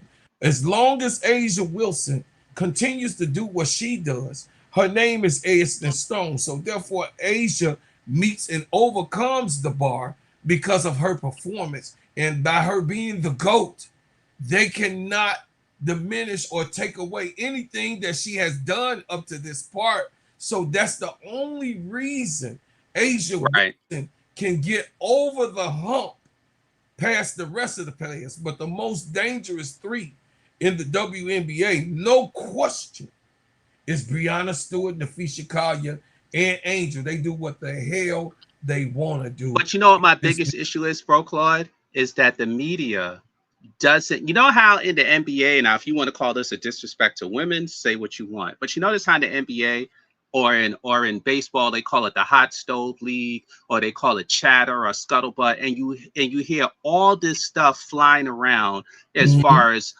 where's LeBron going, what's this person doing. They Yeah, don't do every day. that. They Every don't do that with the WNBA. So, and I think with Angel, they do it on purpose because, yes, for example, her trade, right? They never discussed it, period, because when it happened, they wanted to make it seem like, oh, Angel was just being like whipped in disgruntled. Chicago, right? And then they threw her someplace and she just magically ended up at this great team that could be a contender, when obviously your common sense, well, you just wasn't He asked gonna. to get out. Right, Yes, you wasn't gonna like be thrown out and then go to a team of your choice. It doesn't work that way.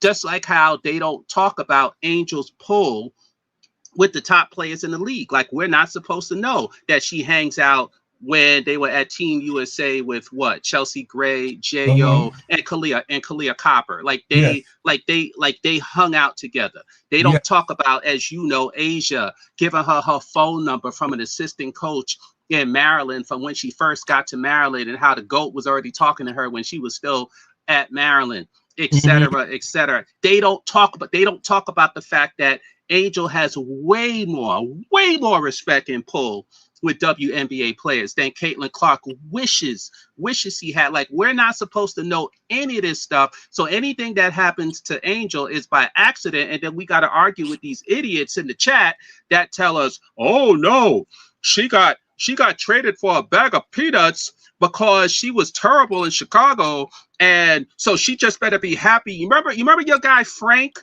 that was on other sites, Frank White. I'm sure Paige knows him. I got to an argument with him on another site Mhm. where he claimed Angel was going to average 7 to 9 points a game with Atlanta. And I'm Mm. like, dude, are you flipping? So it's ironic that your show's about her being a potential MVP this year or next year. And y'all remember what I said? I said she was going to average 17 to 20 points. I said she was going to average 11 to 12 rebounds. I said she was going to average 4 to 7 assists. She got to get those. She got to get those assists up. I said she was going to average 2 steals. She's at 1.7 now. And I said she'd average 1.5 blocks. She's at I think 0.7 blocks now. And I had said she'd do 52%, shooting. She's at 42. No, she's at almost 43 now. So she's got, some work, some work to do with that. But these people were saying, oh, just do your job, just rebound and do your job and nothing else, which is ironic, because if Indiana wanted to be good with Clark, she should do her job and pass the ball and stop chucking up shots, because you're not a good shooter. Just I pass agree. the goddamn ball and get the ball to Kelsey Mitchell. That's your job. Get the ball to Aaliyah Boston. That's your job. Speaking of shooters, the number one 3-point shooter in the WNBA, so you guys can have the facts over feelings, is Makani Okowa. Monique At like Okowa Makani. 42%, right? No, 52.5%. God damn. Aaliyah Boston is at 45.8%. Antonia Delary, 45%. Number 3. Number 4, not Caitlin, but Sophie Cunningham. 2 players on the Indiana Fever that's over 40% in shooting. She shoots 43.5%. Leonie Phoebus, Mhm. 43.3%. Javon Nokic, 42.1%. Michaela Adewale, who we lost on the Chicago Sky, but nobody wanted to listen to me. That's Everybody crazy. say, bro, Claude, you glazing. Michaela It is don't matter. Your coaching trash. staff sucks. They She'd have was still trash. been on the She bench. trash. She was trash. We don't want her back. Michaela Adewale. No, let me do what I do, bro. Oh my god. Eat crow. You know, baby Page, what I say. It seems like my But Baby Page also knows she'd have still been trash in Chicago. Yeah. she wasn't trash in the beginning, because guess what? She was playing out of position. And She's she's a still natural playing 3. out of It's position. called bad coaching. She's a Pro natural card. 3. She's playing the 3, and she's successful on the Mystics. Anyway, Han Hansu. Hansu is 41.5. Kelsey Mitchell, another Fever player. So you got 1, 2, 3 Fever players shooting over 40%. Kelsey Mitchell 40.9, and Caitlin Clark Steele is not in the top 10 because that'll be Jacquel Jones at 40.4. Next, of course, the GOAT has to be in the conversation. She's at The slow GOAT. 40% on the head. Her, Marina Mabrey, and Megan Gustafson are at 40%. They share that position. At number 14, Janelle Saloon, 39.7. Nakia Nneka Agumake. Nneka Agumake, 39.7. Carla Light is 39.5. Courtney Williams, 39.5. Maya Caldwell, 39.1. Nia Coffey, 39.1. Naomi Brackett, 39.1. Them the top 20 people, and no Caitlin Clark nowhere. No Caitlin Clark nowhere. So, nope. So how is this lady the best shooter the WNBA ever seen? And Bro Claw, you know what the irony of that is? Her previous 2 years, she shot even worse than what she's shooting now. She was in the 20s. She was 21% last year in the 13 games. And she famously last year on the road shot 2 for the road in the entire 2025 She's at right season. Now. And now she's in a bad stretch again. So who knows where the average is going to go? Because she's been, what, 4 for her last 35 three-pointers? So she's 19% right now. For the year? No, in the last 3 games. Okay, yeah, like 5 for 35 or something, right? Mm-hmm. Yeah, that's about right. Yeah, that's about right. 5 for 35, 4 for 35. Yeah. No, Jason, so if this persists and continue, and I can't see it getting better with all the pressure she's going through, they just may pull the plug on her page. I don't know if you heard, or Broclaw, I don't know if you heard, but supposedly, allegedly, Boston is not supposed to play tomorrow. I don't remember who they're playing. And on Saturday, this is predetermined, y'all. On Saturday, Clark is not supposed to play on Clark. So I don't know what that playing. See, I don't know what the hell they're doing over there in Indiana, but it's almost like their season is going to hell in a handbasket and they don't know what to do about it. They're in the that's why the purpose of the show. They have to try to control something that's out of control, and they can't call it back. They can't. Because nobody's going to trade for her. Hold on, nobody's going to trade for her. Let me get the money. Hold on a second.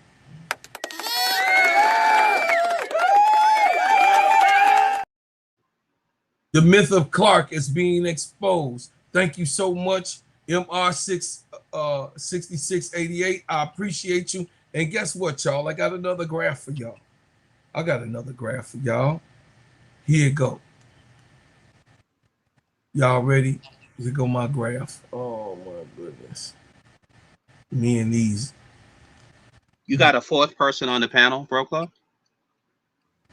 Because I thought I heard somebody say, "Oh my goodness," but that was you. That was me.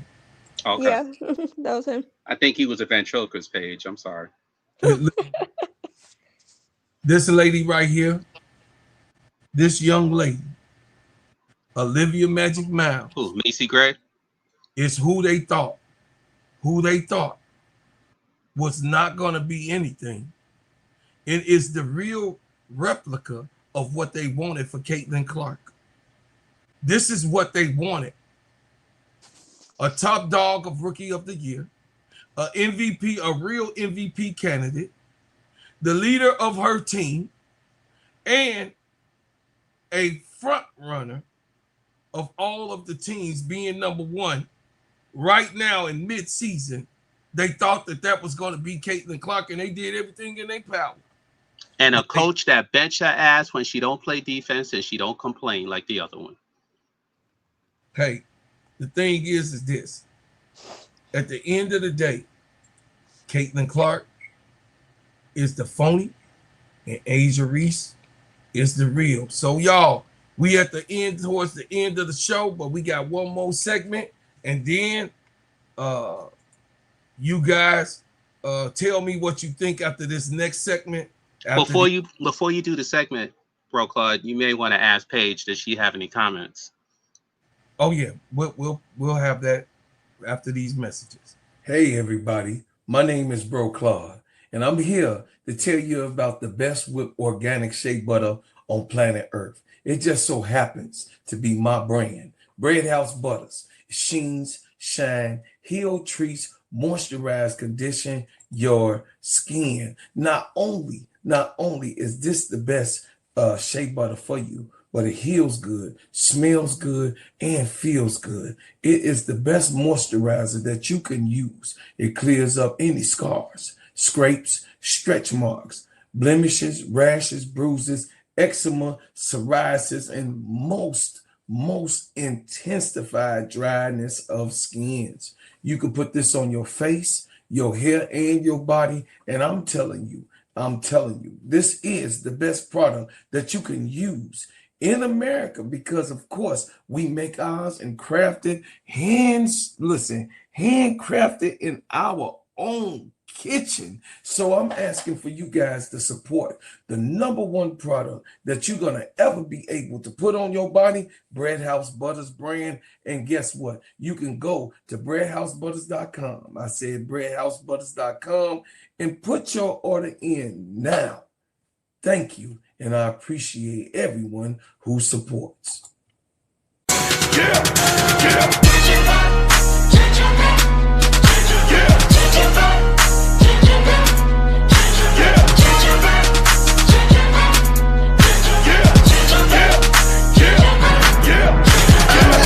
Hood soldier that the streets talk about. If it ain't making money, ain't nothing to talk about. Keep my Okay, Baby Paige, did you have anything before we change this segment? Yes. I was gonna say that I'm just gonna put this out there that I feel like the narrative about Olivia is gonna change, and I feel like also Hannah Hidalgo is gonna get a lot of heat coming into this league also because of what brand of shoes she's gonna be wearing. Allegedly, because I can't say that now, but Right, allegedly. and allegedly the same thing for Olivia too. So Yeah. Whoa. I guess you can't say it, so I'm gonna keep my mouth shut. Right. But I think I know where you're going with this. yeah, That would be spectacular. Now, let me go here. The argument that she deserves to start on this All-Star. She leads the league in rebounding. Angel. She leads the league in double-doubles. Atlanta was competing near the top of the Eastern Conference. Her defense and possession impact goes beyond scoring. She remains one of the league's biggest attractions. The counter argument of what these people, the haters and the Caitlin Clarkey, say, the WNBA has a deep group of elite front court players. The All-Star starter spots are limited. The fans voted naturally and rewarded the popularity on truth. The other candidates may have stronger efficiency in scoring numbers. My conclusion is simple. Angel Reese being a reserve is not disrespectful in other people's eyes, but definitely in my eyes. But anyone can pretend that she didn't legitimately make the first team. But we know, because of the production and the way that she brings her own self to the table, in truth, Angel Reese is supposed to be a starter. But if you believe Angel should be a starter or not, you tell me which starter would you replace in the chat. Up on this panel, you tell me who you think don't really meet the aspect of what Angel Reese brings to the table. Is that a rhetorical question, or are you really asking us? No, I'm asking you and Baby Paige what y'all think, so that we can have easy. Jess Shepard or Gabby Williams. I was about to say those two. Yep. So don't only say she was robbed. Let's make the basketball argument about it.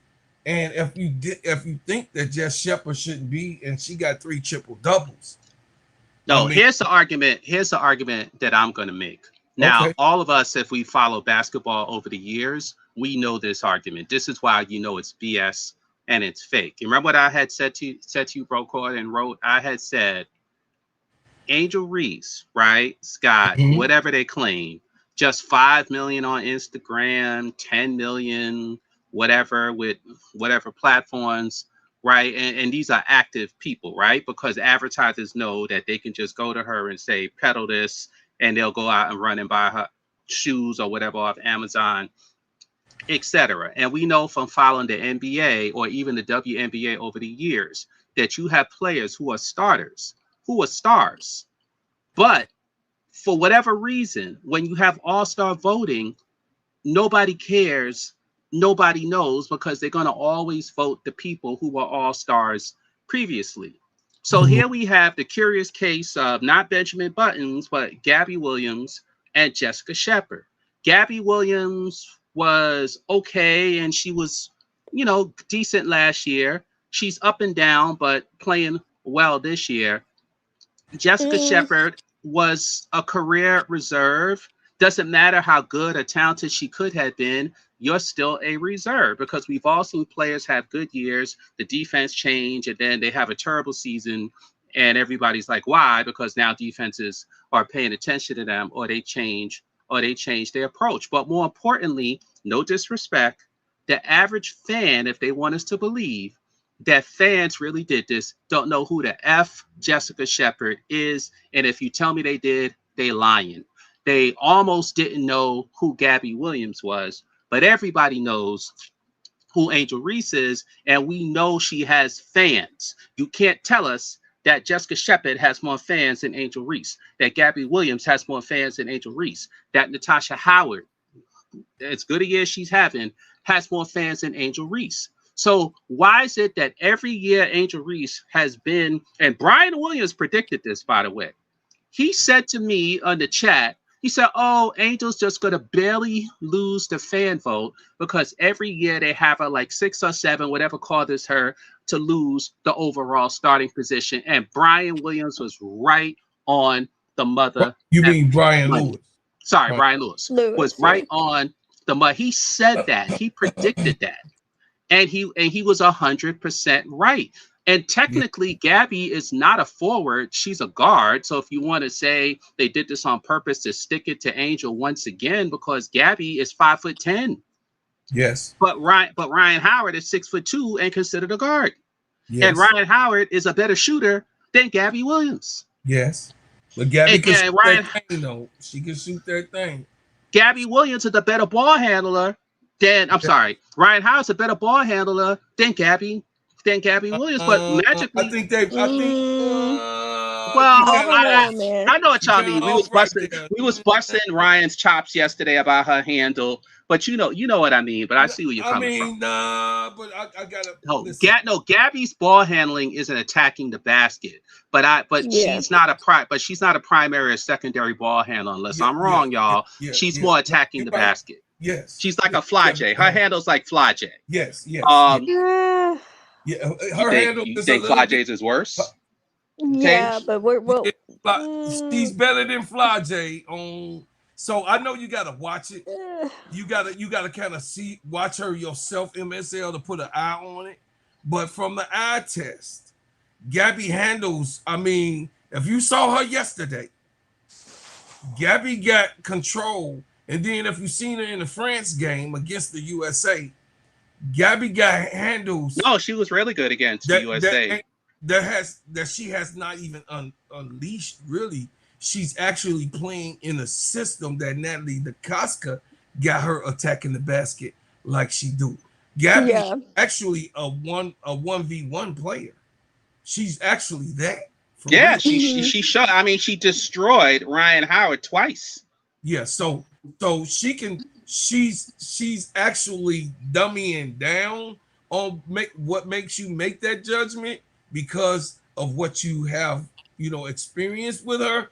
But she got handles, dog. But Like, her playing, okay, but her playing aside, right? yeah, So you're only reinforcing she's more guard than a yeah, forward by yeah. saying this. Yeah, Oh she yeah, is more So of a guard. right. So yeah, whether this is Kathy's dirty little joke to stick it to Angel, you yes. cannot convince me that these votes are legit, because what Kathy does, Kathy took all of that everything Angel had coming out of college, and she basically sucks it out in the Mm-hmm. WNBA, right? It used to be Caitlyn and Angel, and of course, certain people will talk like that. But for the new people, or for the people on payroll, all they do, like those brothers on Speakeasy that you had, right? They're speaking about. Remember the light skinned one who said, "Oh, well, if Caitlin Clark did this for the league, Caitlin Clark did this for the league." Like he's stupid, right? Because if you look at the ratings for the WNBA, they're Yes. not that much higher than they were a few years ago. They're No. higher, but it's not like it went from 1 million to 5 or 6, No, 7 she's million. down. It's down 19% from where it started. When Right. she So started. it's so when they say that, they don't know what the hell they're talking about, because remember what he had said? He had said, "Oh, well, the audience was so low that Caitlin Clark." No, because when you look at the numbers, they didn't go from 1 million to 6 or 7 or 8 million. They went from 1 million to 2 million. Mm-hmm. Right. And when he made the comment, "Oh, well, she got so many better ratings in college." Anyone gets better ratings in college because women's college basketball, for whatever reason, has much higher ratings than the WNBA, at least in the playoffs. The WNBA regular season may have comparable or higher ratings, but certainly the NCAA tournament, you get higher ratings than anything that you see in the WNBA, I guess, outside of an Angel, Clark, final, but we'll see. That's probably never going to happen. So these dudes are just No. capping. Like they don't even know what they're talking about. And the reason why they don't know what they're talking about, bro, Claude, is because all this information is coming from the WNBA and no one's challenging it. Paige knows, I know, the chat knows, but these dudes are idiots because they don't follow the sport unless they're on payroll, Mm-hmm. because it's easy to break down the Caitlin Clark facade. It's not that hard. One of the examples is last year, right? She didn't play Mm-hmm. 3 quarters of the season. The, Absolutely. the ratings were up.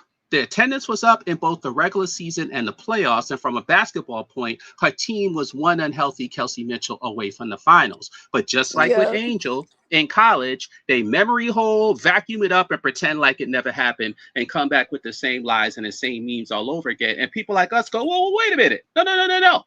But for the majority of people who don't know, like your relative, bro, Claude, they believe this stuff because it's just a repetition. It's that old saying: if you say the same lie over and Snippets. over again, people will believe it. Mm-hmm. Highlight Right. film. And You know. we're sitting there like, no, no. So now you have a woman who has a despicable personality. And remember what we used to say, that she has no personality, so why would you like her? Well, and people kind of glossed it over because they never really saw her personality. Well, now when you're putting her on national TV all the time, you get to see her she's not likable, because we always said her game is not aesthetically pleasing. She looks like Bob Cousy with a wig.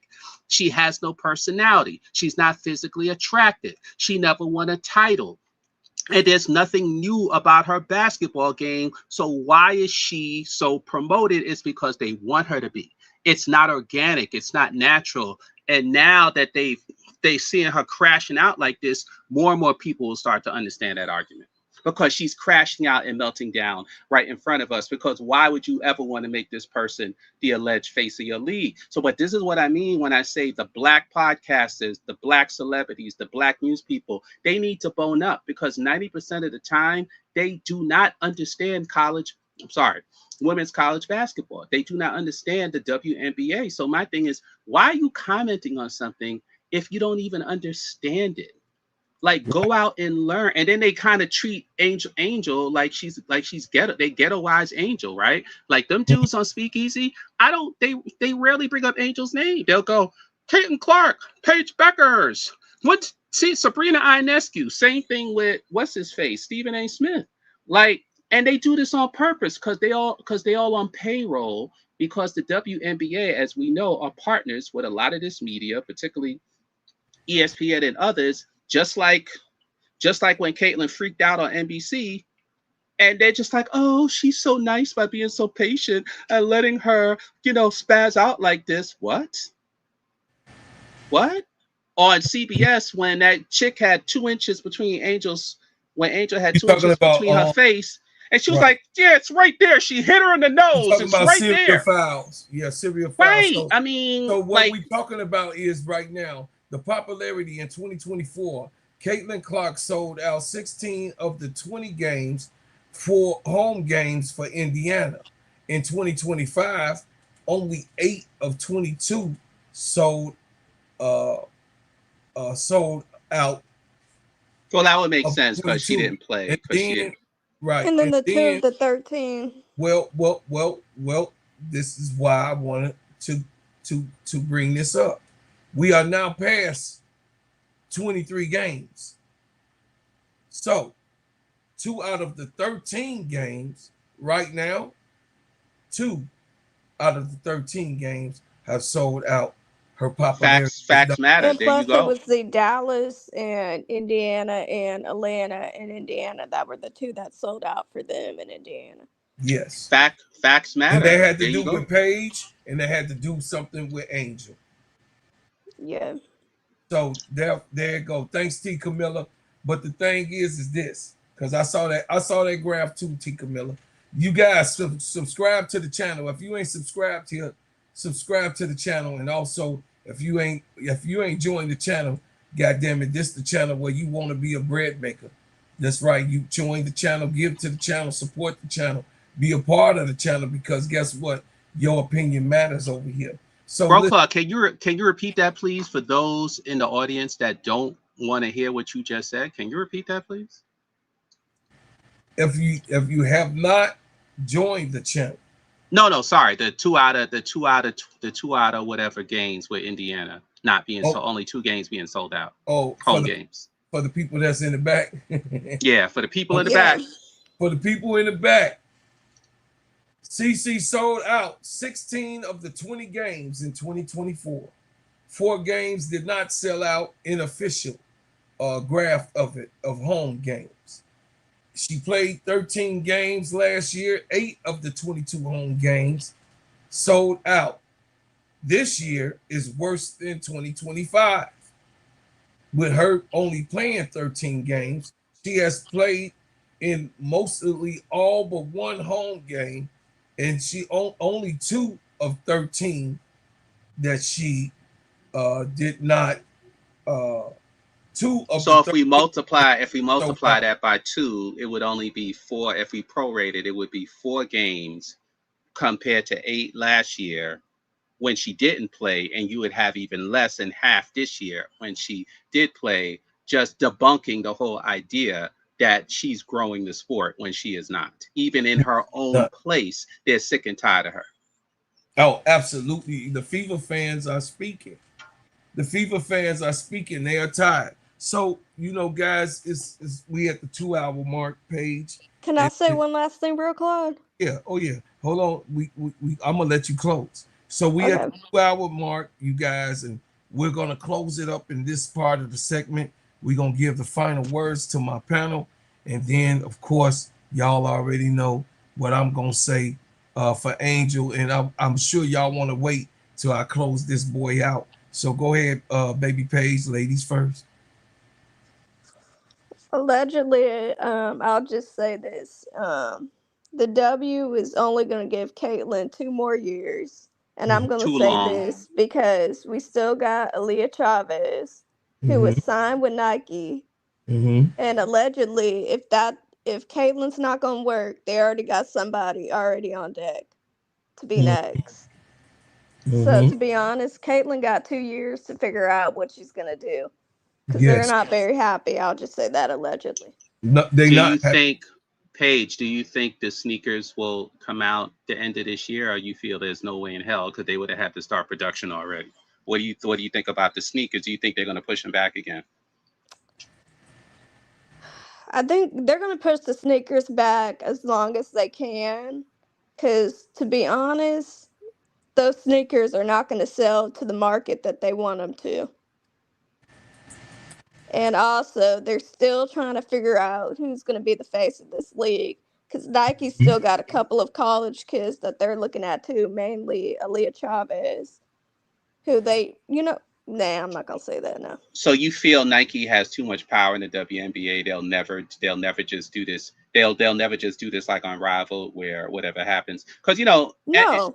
Angel was the de facto face of Unrivaled, and you had two owners that played in the league, but you never got the sense the two owners got preferential treatment or Angel got preferential treatment. All the players were promoted. It was just that they were trying to attract an audience by having Angel, but you never felt that she was promoted any more than the other athletes, because they just treated it like Angel could draw her own audience, so we'll just have Angel. Whereas in the WNBA, everything is about Clark 95% of the time. So you don't think they'll go to the Unrivaled model page?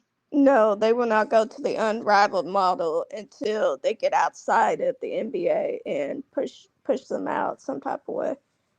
Okay, that makes sense. As long as they're under the NBA umbrella, they're going to deal with these official WNBA sponsors or strategic partners, which Nike is a big strategic partner. Yes, because Nike's still a big partner of the NBA, which is under the W. So they go under the same umbrella, and they want the same people also. Because allegedly, they wanted some of the people from LSU also, which you're probably going to hear. Never mind. Oh, yeah, you got to hold that. Yeah. We got to hold that. Yeah. Do you feel that eventually, whether it be Adidas, I think that's Candace Parker. I'm sorry, Kundis. I'm sorry, Candace Parker. I think that's Candace Parker. Muncher. Yeah, carpet muncher, right? Candace Parker Muncher, carpet muncher. Yeah, whether it's Candace Parker with Adidas or Reebok or anyone else that's on the shelf, do you feel that Nike is panicking right now, or this is just business as usual for them to just try to control stuff? Or do you feel from what you're hearing, you feel there's real panic? To be honest, I think it's business as usual. I think Nike is upset with some of the ones they were trying to get, and it's going to come out eventually. I probably have already said a couple of their names that they're probably upset with already, but they're going. A lot of them are going with Angel. It's already Thank you, bro, Claude. See, you could have said it. Why didn't you just say it instead of letting Paige say it, bro, Claude? Well, I was going to thank you, because Shaquille O'Neal is already consolidating. He's saying certain things. Yeah, and that's another thing too. On the Netflix special, you guys got to go watch it. Yeah, that Netflix special. Yeah, it's certain college players that he said that Angel is already hooked up with, and is a sure sign. So now, go ahead. Well, hold on, MSL. We gotta end. So give me your last thoughts. What'd you say? We gotta end. Give me your last remarks for them to leave with. Oh, well, the remark was about what you just said, if I remember it, because you threw me off. Go ahead. I remember now. No, I remember.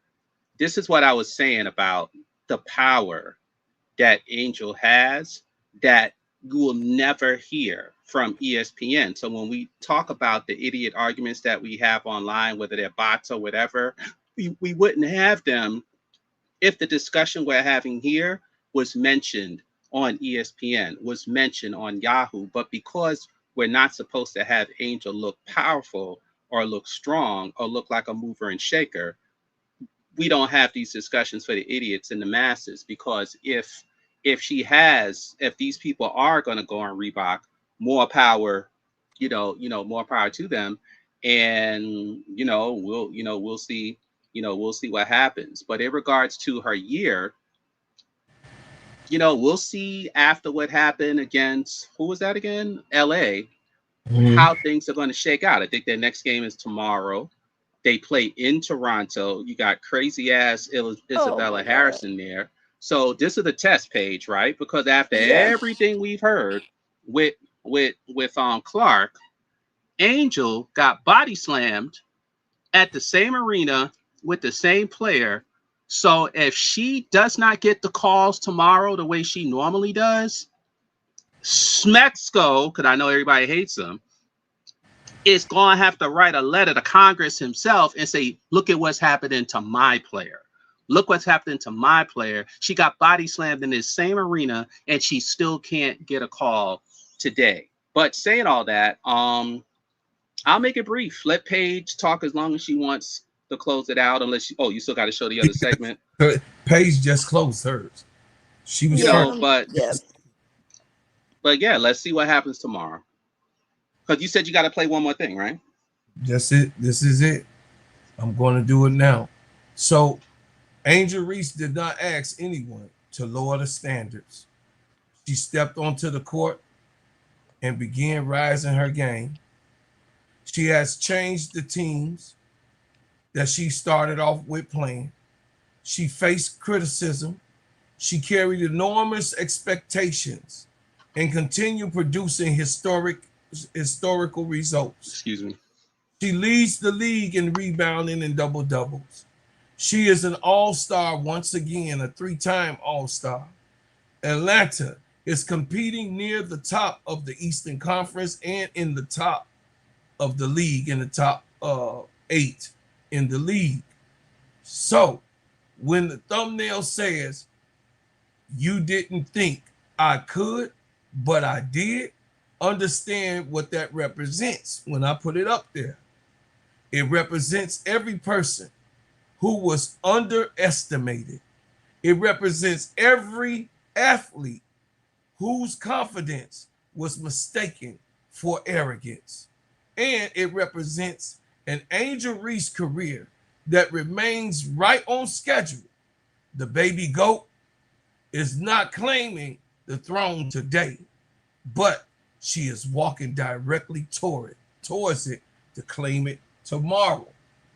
I would say, I love you all who came here, and they chose wrong, while we all that's here chose right. And Angel Reese is making sure that we remain to be right. And if, Angel, you see your uncle talking his ish, it's all for you. And I thank you for being someone that I can build a platform off of.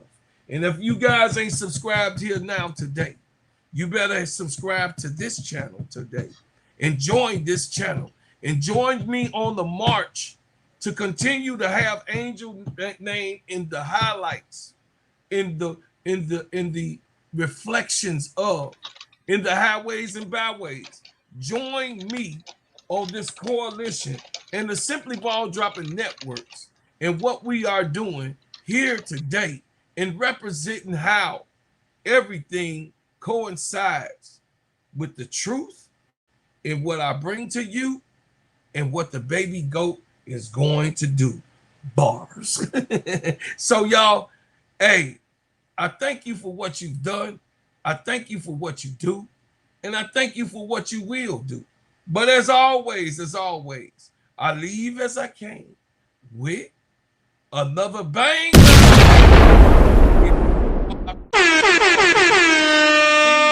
Hey, I love everybody. Thank you, MSL. Thank you. Because guess what, y'all? King Kong ain't got shit on me! Yeah, and everybody else, the haters that's in Who the the fuck you think you fucking with? It sure ain't me, because I know who is the baby GOAT around here. So love, peace, and hair grease. I'll see y'all at 8 o'clock in the morning, and can't wait to get to see another episode of Get That Off Your Chest. Well, wait, before you go, tell us about the Netflix special where Shaq was in, guys. Just go see Shaquille O'Neal and Allen Iverson building Reebok back. Okay, it's a Reebok thing. Yes. Yeah, it's a Reebok one. Mm-hmm. Okay, so, thanks. Right on Thank there. You guys. So go there and watch it. You'll get a lot of information and how they tried to get SGA, but SGA chose Converse. But they didn't know that Angel Reese was gonna do this, and that's why she got away. She got a new colorways. It's pink. Put your order in. I remember I want to say now, bro, Card, if I can. Go ahead. People forget that and I've said this before, that when Venus and Serena first came up, the sneaker wars were in full effect. And if y'all watch that movie about the father, what was it called, The King or something? Yeah, Yeah, or something like that. And I know Paige said I think she did Later, gymnastics. MR. Right. So make a long story short, when they were coming up, one signed with Adidas and one signed with Reebok. And when they got their first sneaker contracts, because back then there was competition, and you didn't automatically sign with Nike, because obviously if Nike's off you $2 million and someone else says they'll give you $6 million, you're gonna go with the other person. If Nike offers 10 and someone offers 20, and so they both went with Reebok and Adidas, and then eventually I think they both ended up with Nike, but obviously they probably had better deals, more power, and more control when they went to Nike. Otherwise they would have stayed with the companies they originally had. And I say that because some people who don't understand history, they go, well, Reebok, I don't get it. I don't understand it. Not realizing that she turned Nike down because obviously she got more power, more control. You know, she's got an apparel line. She could hook up her She's friends. an entrepreneur. Right. But that's something the media doesn't explain to people, because when it comes to Angel, most of the WNBA media, they don't like her. The official they don't like her. That's why she didn't make first or second team All NBA her first season. She should have made it, last season for sure. And she hasn't. So let's see what happens this year, especially when Coop and Teaspoon was fighting over her for that first reserves pick. Letting everybody know that was a message, y'all. That was a subliminal message. They were letting people know, put some respect on Angel Reese's name, because she should be here instead of that Shepherd Biddy. We gone. Y'all, I That's love it. y'all. We going on that note. See y'all, man, in the morning. Tune in to me. And guess what I'm gonna do in the morning? Yep. Take care, bro, Claude. Take care, Paige. Thank you, MSL. Bye. Thank you, baby Paige. See y'all later, man. And guess what, guys? We gonna leave out with a hit. As always, I gotta give the people something. You know what I mean? Always to listen to. And this represents Angel. You don't want none. If you do, come get some. But I know you don't want none. You don't wanna go to war with me. You don't want none. If you do, come get some. But I know you don't want none. You don't wanna go to war with me. I'm hearing fake suckers talk about they want war. You don't want none coming from the soldiers, boy. Better be cool, sit down and just chill. You don't wanna see me out on the battlefield. I rip tracks up for a damn living. Beat them whole like a piece of pound Thanksgiving. Welcome to the Killer's Terror Dome. Get ready, cause daddy's home. I'm raw with it, that's why the streets feel me. And that's why these haters wanna kill me. They ain't ready for the counterattack. I'm shooting rounds with actual facts. So whenever you see me coming, y'all better start running. I came to this game to handle my business. There ain't another reason why I'm up in this. You don't want none.